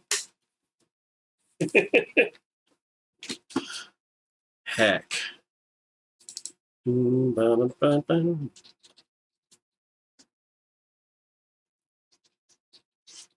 Not cock, clock. Push moon. Okay, we'll go to the moon, figure out what we have to do. By which I mean we'll have to bark, bark, bark. Do, do, do. Okay, take Atlas. The last Apollo astronauts hadn't been killed. Killed? Killed?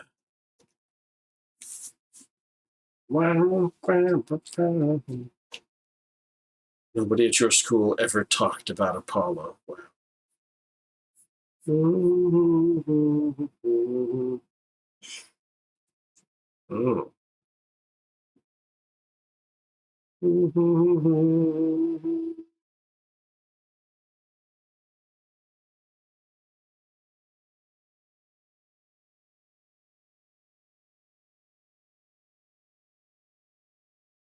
Okay.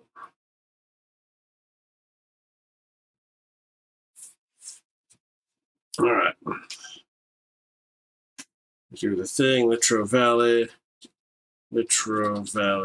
in the Atlas. Show Atlas to black. Get it right. Yep.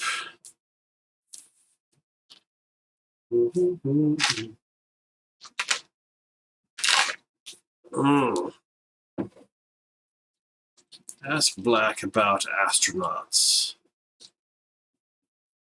Well, not counting you and me, there's Eugene Cernan, pronounced with a soft C as in sirloin, and Jack Schmidt, the geologist. But for heaven's sake, stay out of their way. Oh, heck.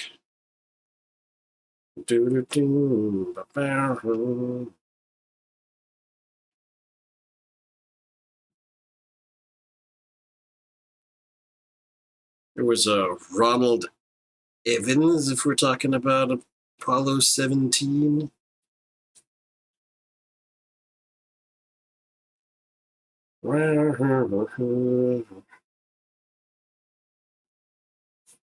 Oh, but Evans remained in lunar orbit in the command and service module. Okay.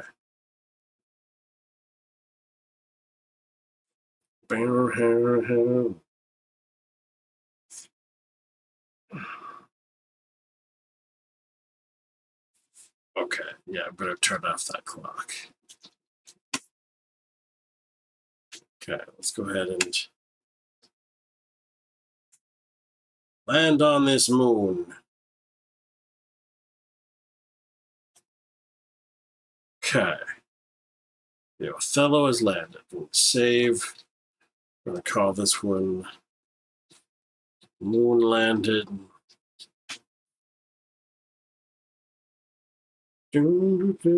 Okay.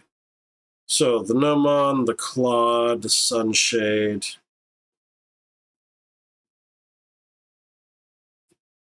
Then more things that I haven't seen yet. Okay. All right. So let's get in Rover. Wait. Oh, I'm still in the module. What? It said down. I guess I wasn't ready to go down. Did I get an error the first time I didn't see? There's a spacesuit and a tiny hatch, but there's nowhere to go until the lunar module has landed. Okay. All right, so we weren't ready for that yet. But now we can. Oh. Examine the joystick. Switch on the switch. Okay, take the Gnomon. Yes. Okay. Take Claude. Beautiful. American flag. Module. Okay. Go north. Take Sunshade. Okay, put Sunshade on. Oh, wait. This is not direct movement of bark, bark, bark. Heck is going on with that?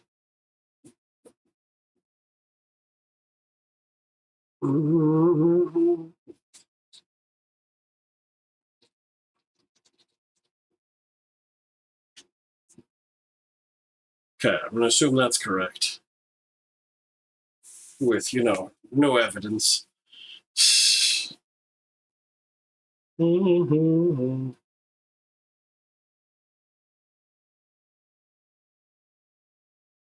Okay. Let's go back north. East, you say? Big one, oh, tracks. Okay. Station 6 rock in the lunar rover. This boulder, size of a house, is sliced into 5 like an irregularly cut farmhouse loaf. There's nothing like it across the whole plain. The North Massif, Wessex Cleft, and the sculptured hills lie across the magnificent South panorama, but the slopes are far too grueling for any rover.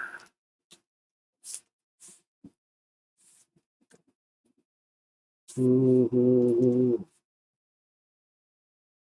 telling me I'm going to have to get out of the rover.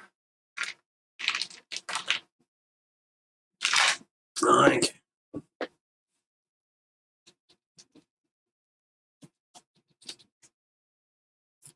out, up.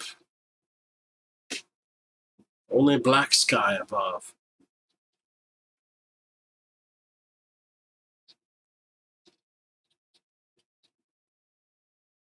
North panorama.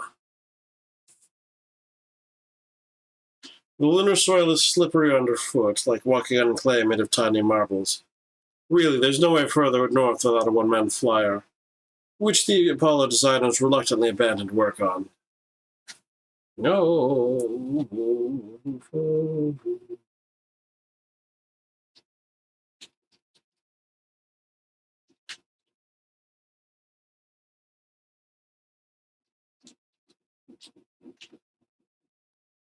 Yeah, it doesn't work up. What? As you clamber onto the rock, you can't help noticing something much more interesting. Behind the rock, the broad the broad flat plain runs all around the rock, of course, and back southwest to its approaches. An extremely modern, not to say futuristic-looking, cargo pod sits here where it's soft landed, perilously close to the rock, but saved perhaps by its radar. Futuristic-looking. This isn't 70s technology at all. Looks new even to you, and military at that, but there's no flag or insignia. Unmanned, of course. It's only a 2-foot barrel. It must be designed for storage of some kind. Good trick if you can do it. It's entirely unclear how the barrel opens. In fact, about the only markings on it are 3 small recesses, in each of which is a button. Oh. 3 small recesses, so the tripod. Okay.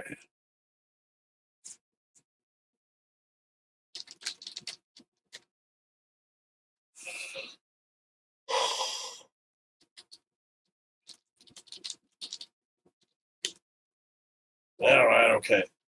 But I am still carrying Gnomon. Put Gnomon in recesses. Happily, the Gnomon's 3 legs end in 3 points, making a triangle, 1 foot on a side, too. And you press all 3 buttons at once, making the pod slide smoothly open. In the cargo capsule are Waldo and a checklist. Waldo? Oh, a Waldo. This Waldo is a robot designed for exploring such hostile environments as the moon with minimal risk to the lives of human scientists. Unfortunately, it's very clumsy and not very clever. Waldo has 1 great pink hexagonal button on its head, a swiveling socket mounting, and a rather neat little keyboard and LCD screen arranged from below, though the keys are rather small. Its 1 manipulator arm looks less than dexterous. Hmm.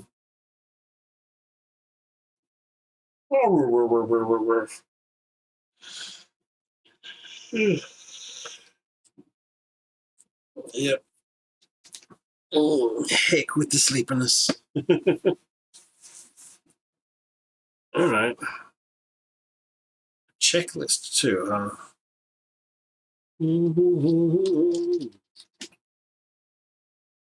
Okay, an embossed plastic checklist strip of instructions for Waldo, published by FMWC Incorporated.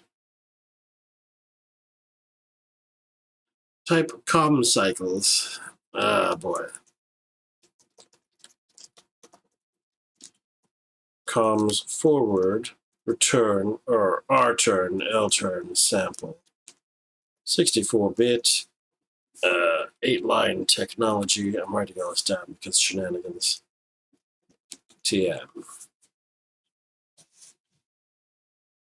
I'll take that, Waldo, and the checklist.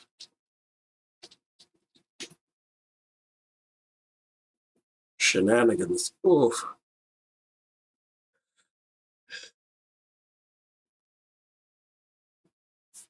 All right. Out. Down. Time your foot falls, dust spins away. Where am I? I'm not even... I'm behind the rock. Back southwestwards approaches, okay. Ooh-da-ba-ba. Get in, Rover.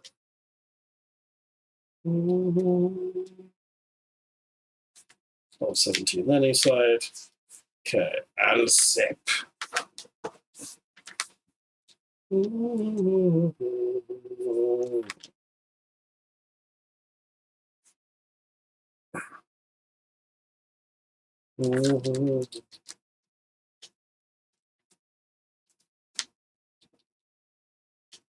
Explore the hay. Yeah, the other Rover.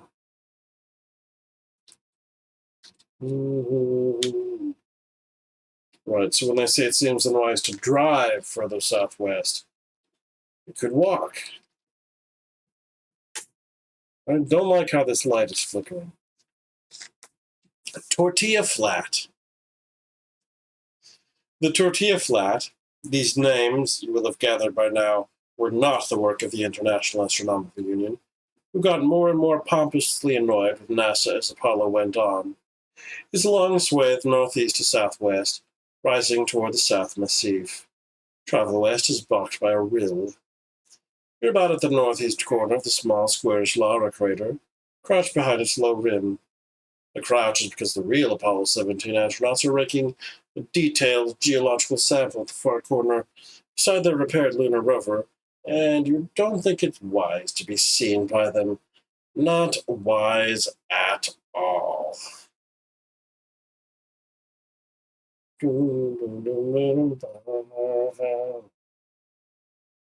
Wait a minute. Repaired lunar rover. The repaired LRV is too far away to make out much. The repairs are to its fender, which was supposed to keep dust from being thrown up over the drivers, but must have broken off in flight. The fender is now a crudely improvised, squarish, gray board. Oh boy.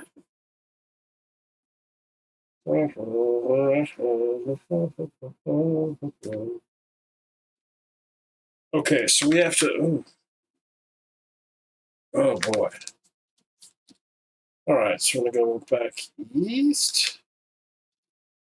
Enter rover. Go back to where we were.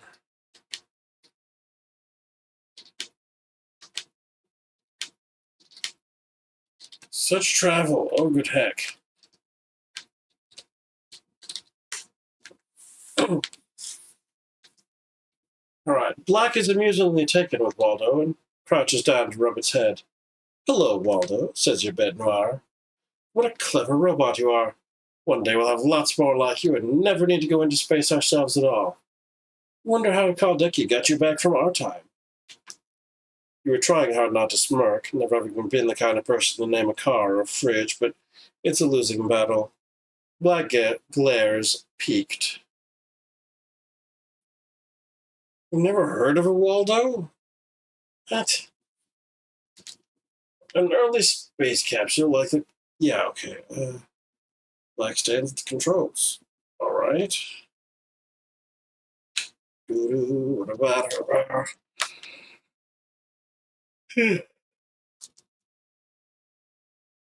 Heck.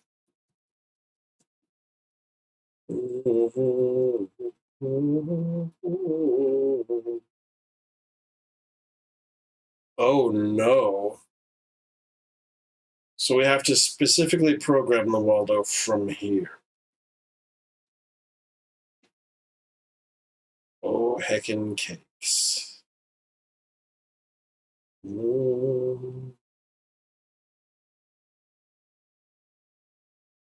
Well, this is like heckin' logo.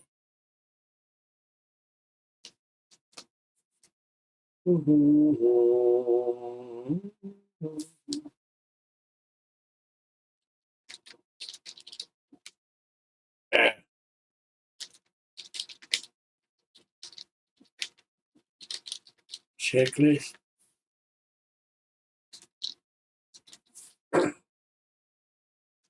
Push Waldo button. Waldo's. Push hexagonal. Waldo has no program at present, and activating it does nothing. Calm the cycles. What do you mean it does nothing? Oh, okay, sorry. Okay, so it's not telling you to type the literal word calm cycles. It's telling you to type command and then number of cycles. Yeah.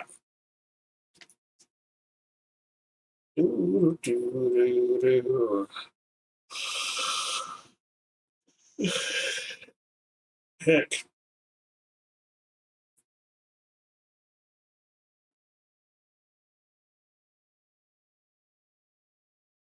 What the heck? Oh, wow.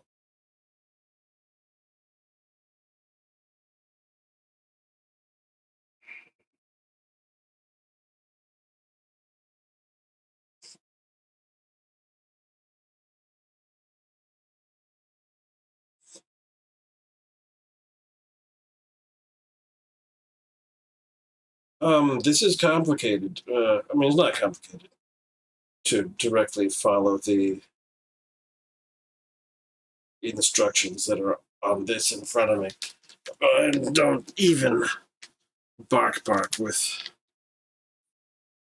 how you would sit and explore all this. Oh no.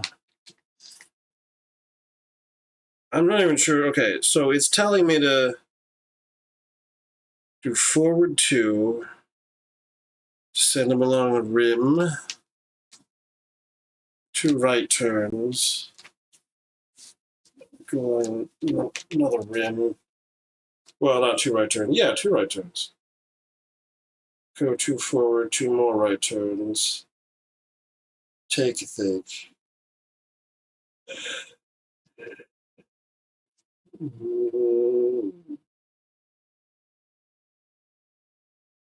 Which doesn't make a lot of sense.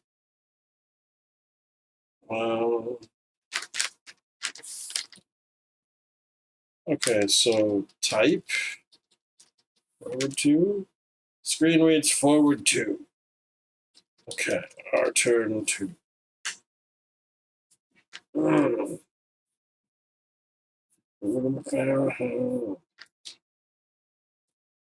Off, forward 2. Sample 1.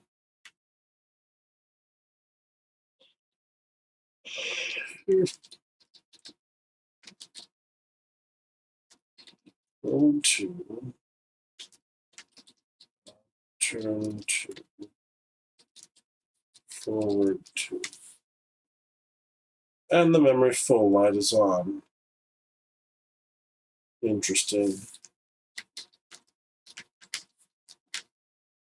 Okay, enter river. West, sorry, north. North.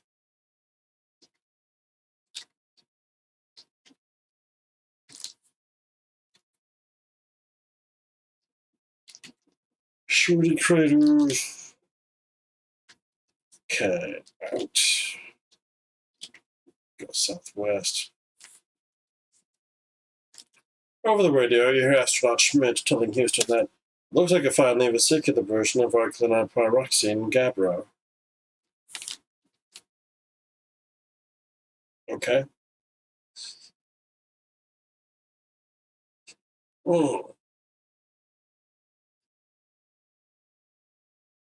Okay. Second here. That's a pain.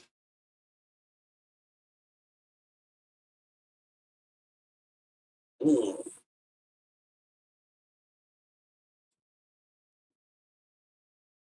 Okay, so they want me to distract the scientist, which apparently we do by throwing the clod. Astronaut Cernan is cleaning the TV camera lens while Schmidt takes a panoramic photograph, causing him to duck hurriedly. You lob the green cloud stone somewhere over by the astronauts. Shortly after, they discover it and clearly become very excited, turning their attention mainly away from the crater rim as they carefully photograph its exact location and geological context.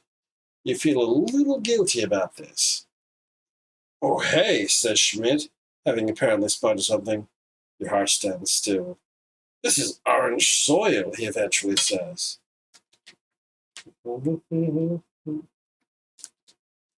Okay, so drop Waldo.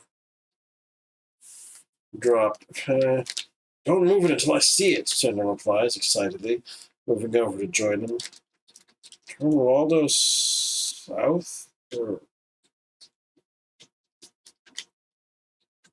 Wow. Shenanigans. Push hexagonal button. You activate Waldo. Waldo trundles along the crater rim, sheltered from the astronaut's view. Waldo is halfway along the east side of the crater and facing south. Is it the same color as cheese? Asked the capsule communicator. The physicist and fellow astronaut Bob Parker, back in Houston. He contrives to do this with a perfectly deadpan voice.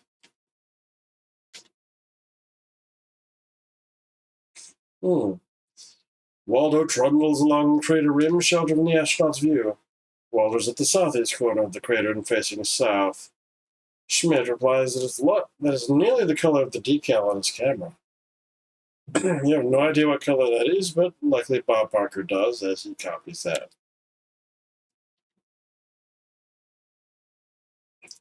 Waldo's at the southeast corner of the crater and facing southwest.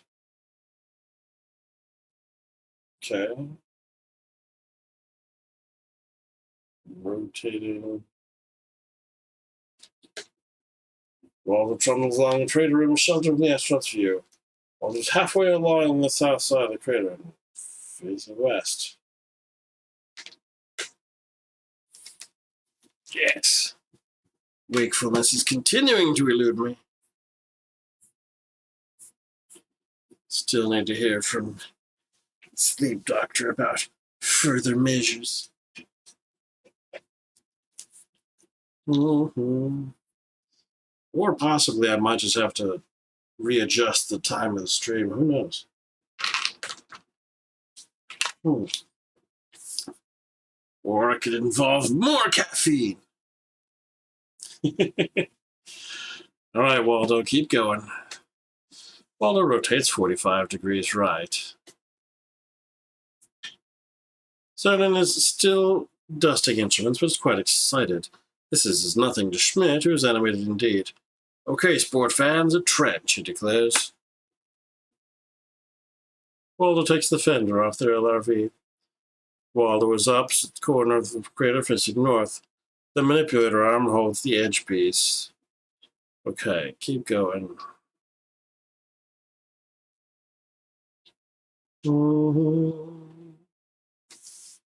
Waldo has returned to me. All right. Take all. Oh no, too many things. Waldo taken. Okay. Take edge piece from Waldo. Okay. Okay, let's get out of here. Enter Jeep. No, here we go. Okay, so Waldo can do things.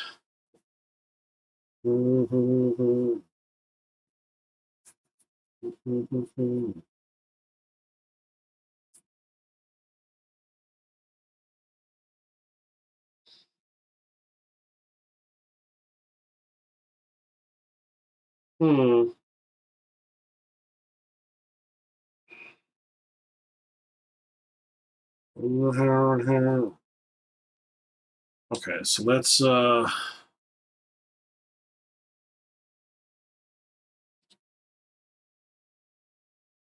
plug cable into Waldo. Hold on, I have to put Waldo down. Drop Waldo. Cable into Waldo. Sitting down.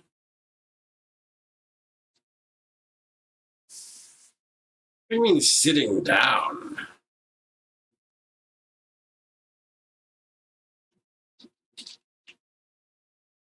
I would only be sensible out on the regolith. Really? Wait. Oh, it's in the rover. Take Waldo. Exit the rover. Drop Waldo. Plug cable into Waldo. There we go.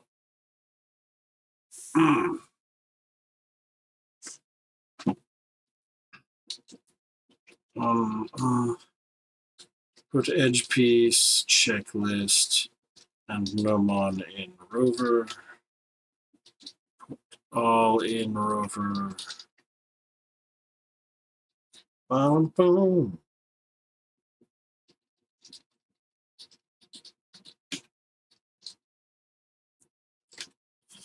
Okay, we took the rod. Taut cable pulls open the ALSEP reactor door. Put rod in door. With extreme care, you insert the PU-238 core into the reactor. Nothing as such happens, which is just as well, considering the door is still open. Waldo rotates 45 degrees right, the socket turning to keep the cable from buckling. Oof. Okay.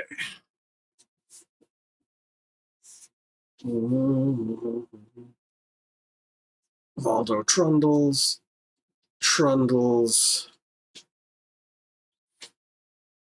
Waldo takes a sample of lunar soil. Okay, the LSEP door closes. The LSEP comes to life, it's reactor active. Take Waldo.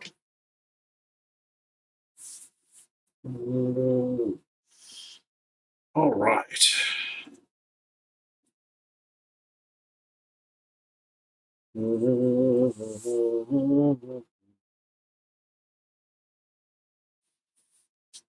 Bum, bum, bum, bum.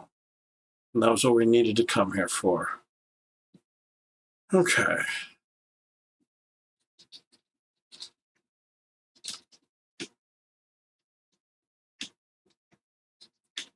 So get back to here. Out. Should probably do a save after all that.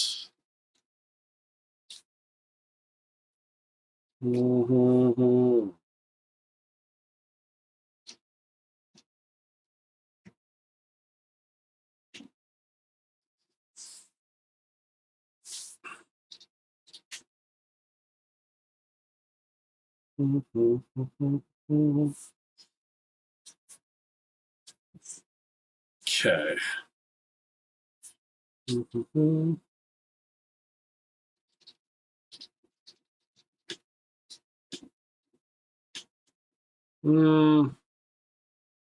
Oh.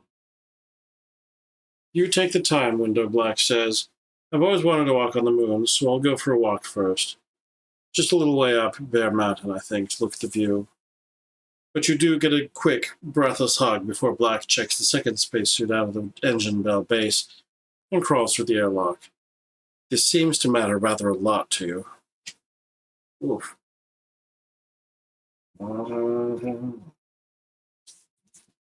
Okay. Push wide button. Okay, enter ball.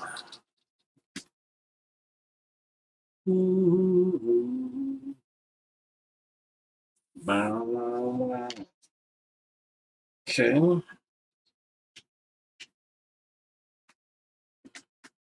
All right, we return to the land. Color boiled bruised potatoes.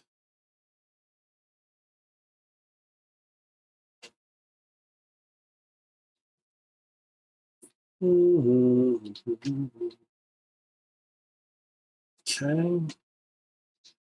Oh, yeah, give me my sparkler block back.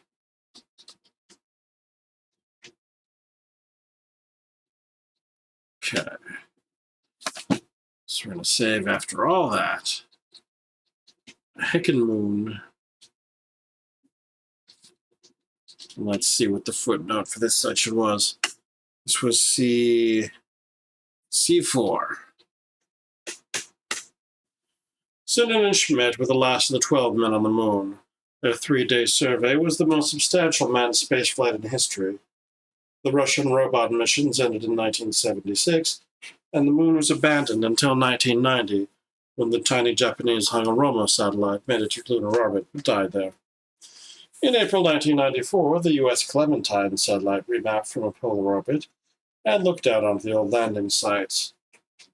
The Taurus Littrow Valley is a real place, and the game's topography is simplified from NASA geological maps, films, photographs, eyewitness reports, and Eric Jones's superbly annotated edition of the Apollo 17 Lunar Surface Journal, now available on the World Wide Web, and a surprisingly good read. The details are all true, but the rover fender was actually mended with a spare checklist. The outset presented no special trouble on A-17, unlike earlier flights, and the lunar module had no airlock in real life. It was simply evacuated when both astronauts were suited up. Indeed, it hardly even had a door, just a hatchway with a simple latch, held tight by air pressure. Apollo's technology is lost now. The moon is 1,000 times higher than any space shuttle orbit. No launch vehicle of today, actual or planned, could take any manned spacecraft beyond low Earth orbit. Yet the combined effort of over 500,000 people climbed it only 16 years after Everest. We seem to find this embarrassing now, like pop art and flared trousers. Every single moon flight nearly killed its crew at least once, but improvisation always won. The second spacecraft, Challenger, was not so lucky. I happened to see the tragedy live on television. It seems to me that between them, the two Challengers tell the story of 20th century spaceflight. Yeah, this was in, 1995, when we're still not doing space the way we did, but I think we're doing better now than we were at the time.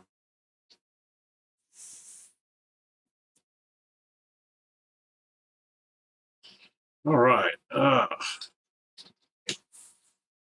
Can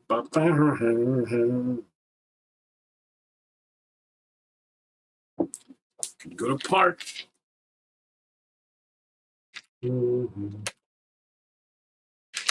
My poor empty hydration bucket. Let me refill this real quick. Heck. Link.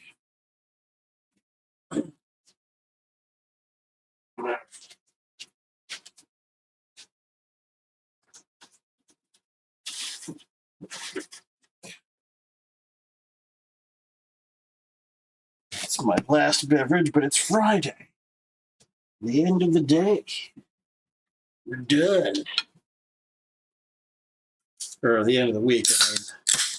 Heck.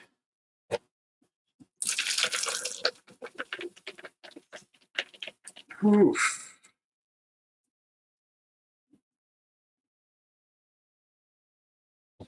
I also half wonder if all the games where I'm mostly sitting here and doing reading contribute to my sleepiness by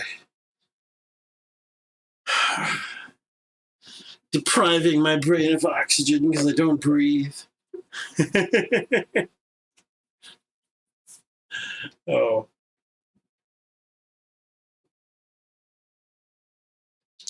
Okay, there's a hydration. Oh.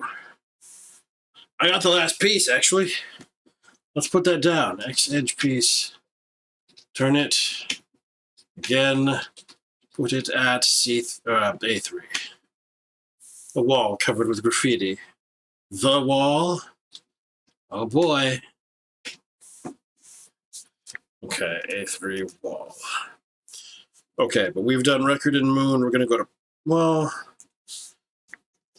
I mean, given that we just got this one last, we're going to call that last.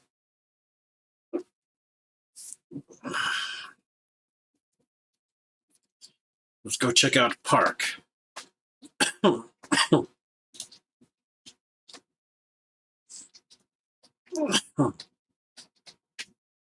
Eh?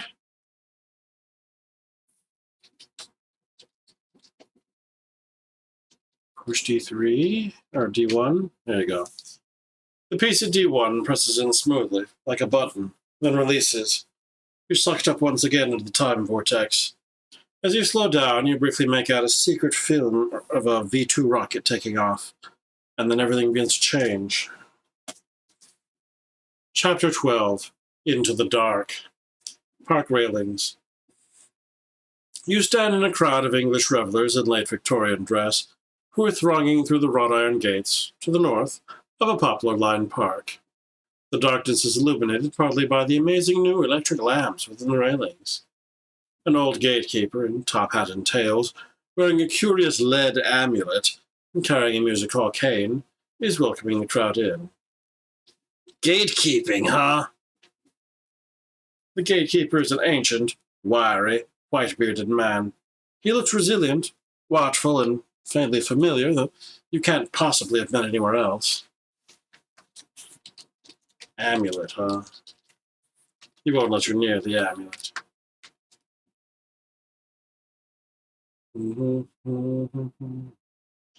So the gates are to the north and everyone is being welcomed in. Go the other direction. But where would you go in Victorian London at night? No, the answer lies within the park. You feel strangely sure. What year is this? 1900. Oh. Okay. There are no Jigsaw puzzles left. I know because I have them all. Okay.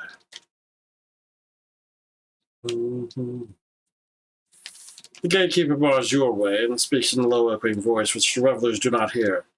Not yet, I think. No!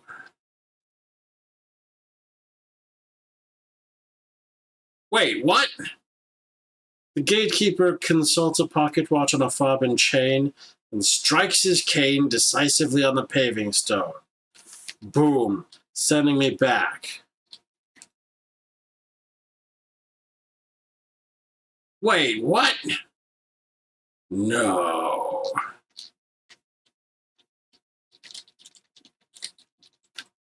Oh, not a bore. Bored. You really send me back? Is that because it's really... Is this one actually ordered?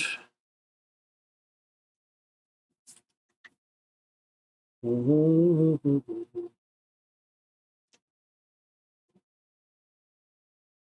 can't get into the park in D1. The old man just says not. Oh. Okay, so that is necessarily the last one. Okay. That's what it seems to tell me. So we'll push the lady then. The piece of D2 presses in smoothly, like a button, and releases. You're sucked up once again into the time vortex. As you slow down, you briefly make out Jimmy Carter being sworn in as U.S. president. And then everything begins to change. Heck.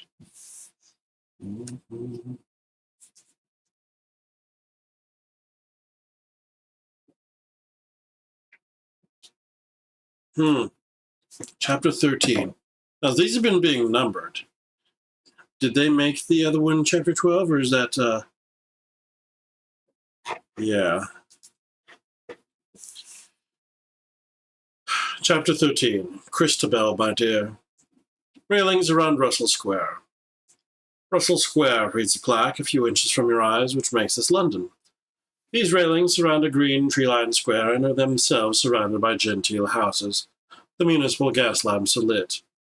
A gaggle of bobbies rings the square on almost every side. Militant suffragettes are gathered in the square, and there's an uneasy standoff between the opposing forces, which seems to have lasted some time. The suffragettes hiss menacingly. Oh dear. Suffragettes!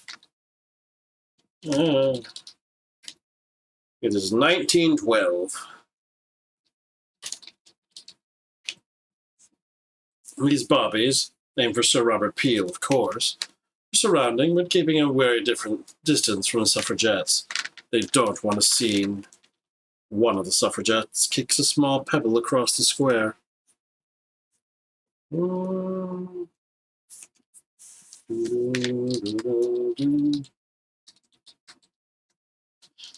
These suffragettes, who would be called suffragists in a less sexist age, are extremists whom even the rest of the WSP disapproves of, and who have inflamed liberal opinion against their cause up and down the country.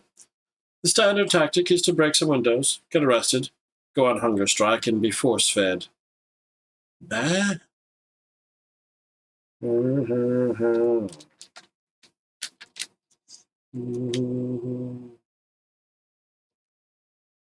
An uneasy standoff. The Bobbies won't let anyone through the loose cordons. You can slip into the gardens. The gardens are... I don't know. Oh, Bobby's rings the square on almost every side. Almost.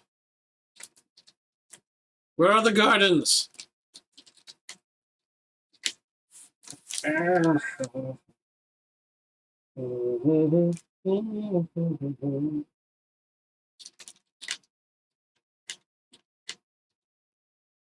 Two sergeants confer. Up. Down. Ah! Down worked? I don't know about that. The grass is slightly sunken, and the bordering trees cast dense shadows, so the interior of the square is quite well concealed from distant policemen. A paved path runs southeast. A poster, the kind which tends to roll up, rolls about. Apparently oblivious to goings-on around, Black is sitting crouched over what looks alarmingly like a large petrol bomb. The view on Bear Mountain was something else, says Black. I stayed to watch the ascent stage of Challenger lift off. Quite a sight. I suddenly realized I was completely alone on the moon. Strange feeling.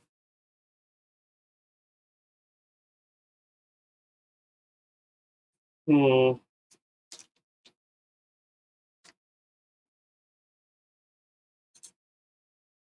All right, Bear Mountain on the moon, Bear Mountain.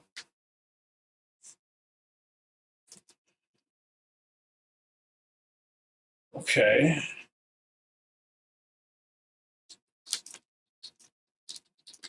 I'm at the bomb. Shh, says Black with easy friendship. I'm busy winning women the vote. Black checks the rag nervously.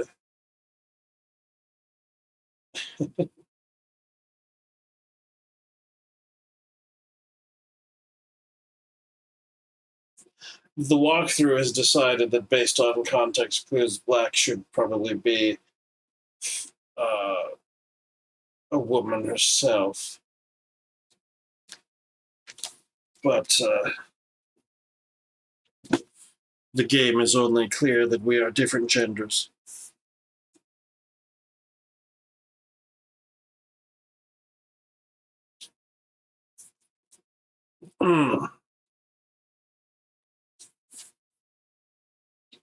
Their evidence is that we wouldn't have passed wearing the British uniform on Lenin's train. All right, petrol bomb. Fuse the bomb, that's not how it works. Is that something you can defuse?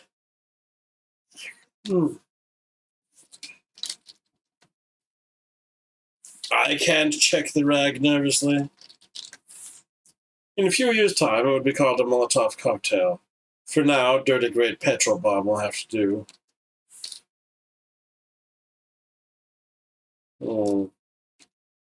Shall I light it for him? And the petrol ignites. You may not be a good terrorist, but you have died.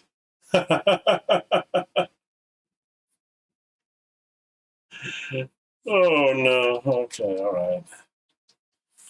I tried.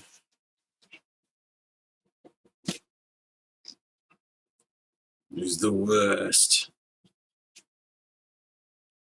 So if he's going to sit there and look worriedly at the Molotov he put together.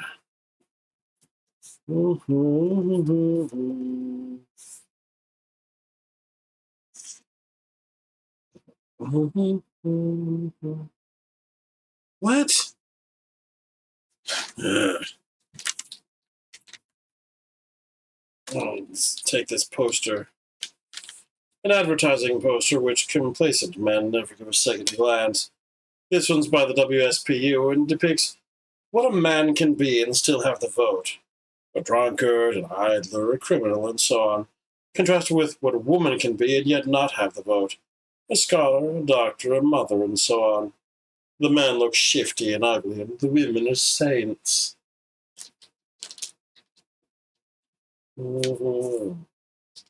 Consults a pocket watch. No.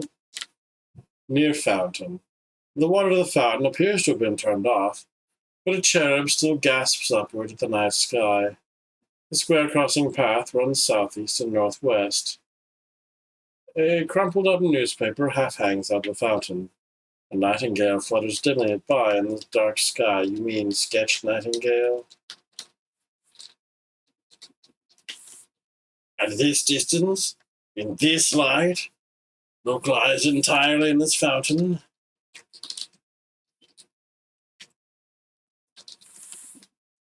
Saturday 13, April 1912, and still full of the big story of the week, the sinking of the Titanic.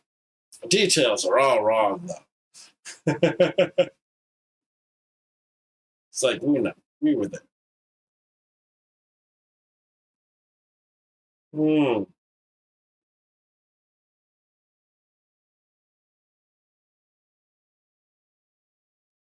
So shall we burn the paper?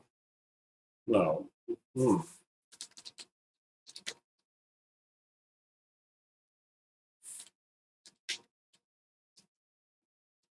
don't know how I would get the attention of a nightingale. The heck?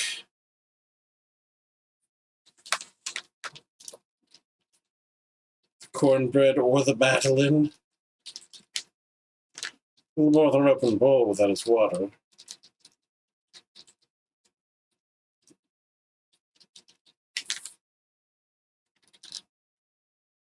Do I not have the cornbread anymore?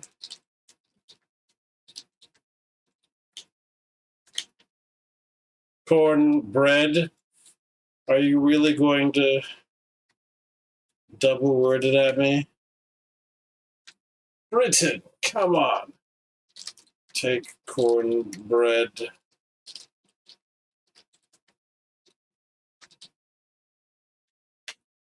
No. The nightingale swoops down the bowl, landing perfectly and voraciously consumes the lump of cornbread.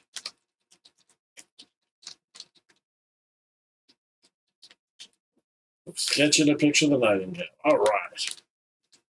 Oof.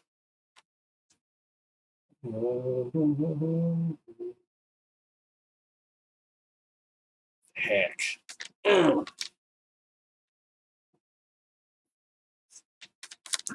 think it might be another end early night, since otherwise I will just keep barking.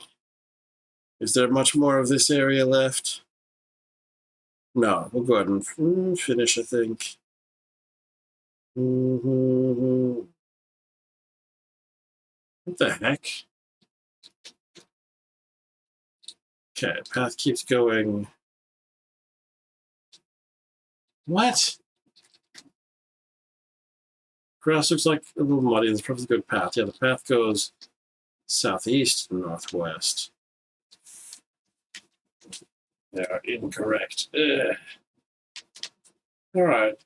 The far end of the square, which is especially shady owing to the irregular placing of the gas lamps, paved path runs northwest. On the other side of the railings, a lone policeman stands guard with his back to you, whistling off key. The bobby runs out of tune and begins whistling another. Moonlight gleams from his silver epaulets, and the pair of handcuffs hanging loosely from his back pocket. Now, this is also a ridiculous thing. Throw newspaper at cuffs. The handcuffs fall to the ground under the slight impact of the crumpled newspaper, and the bobby spins around. He rather comically runs from the dangerous revolutionary in the shadows, i.e. you. "Sarge, they've started throwing things," he calls out. Oh no. Okay, I got the cuffs. Okay.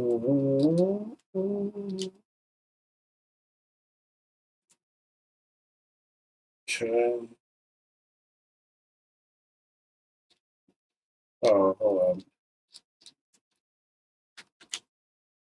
Northwest. I wonder if there's a change between versions, or if the walkthrough is just wrong, but the directions it has are not correct for this area.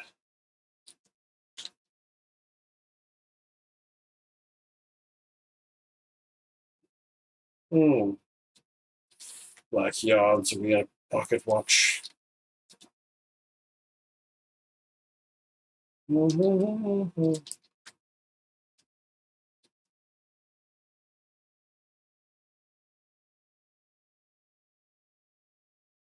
Heck. You succeeded in handcuffing Black to the railings. Phrases to describe Black's mood but include thunderously angry, and phrases to describe Black's reaction to your explanation that you're only trying to help in the suffragist cause, because then call a locksmith to get the cuffs off again. Plenty of bother for the authorities. Include unconvinced. You find a convenient excuse to head off along the path. Heck.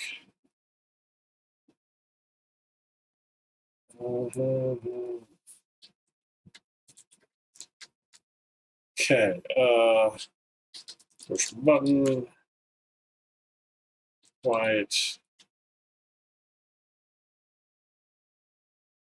Enter ball. Okay.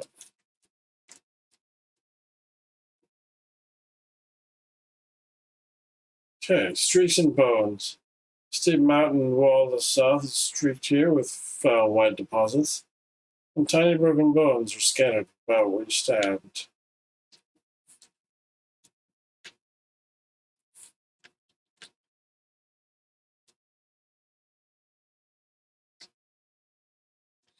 All right, let's see.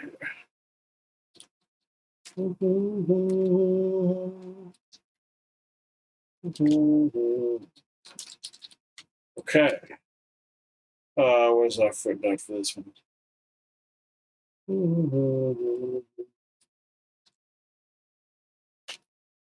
Nope. Good too.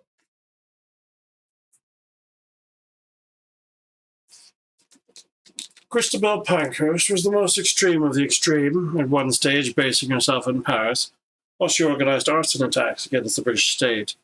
Most historians take the view that the hardline suffragettes damaged their own cause, and it's certainly true that a few moderate reform measures would have passed through Parliament if it hadn't been for their agitation. On the other hand, the hunger strikes especially kept the issue at the top of the attention of the authorities. It was the First World War, when women had been in uniform and had worked in traditionally male jobs, that decided the issue. As Asquith remarked, women had liberated themselves. Initially, votes for women were restricted to those over 30. It was feared that the women would swamp the men after the war. And voters were about 3-2 male to female. In April 28, equal votes were granted. British politics hardly changed in style, to everybody's surprise. Okay.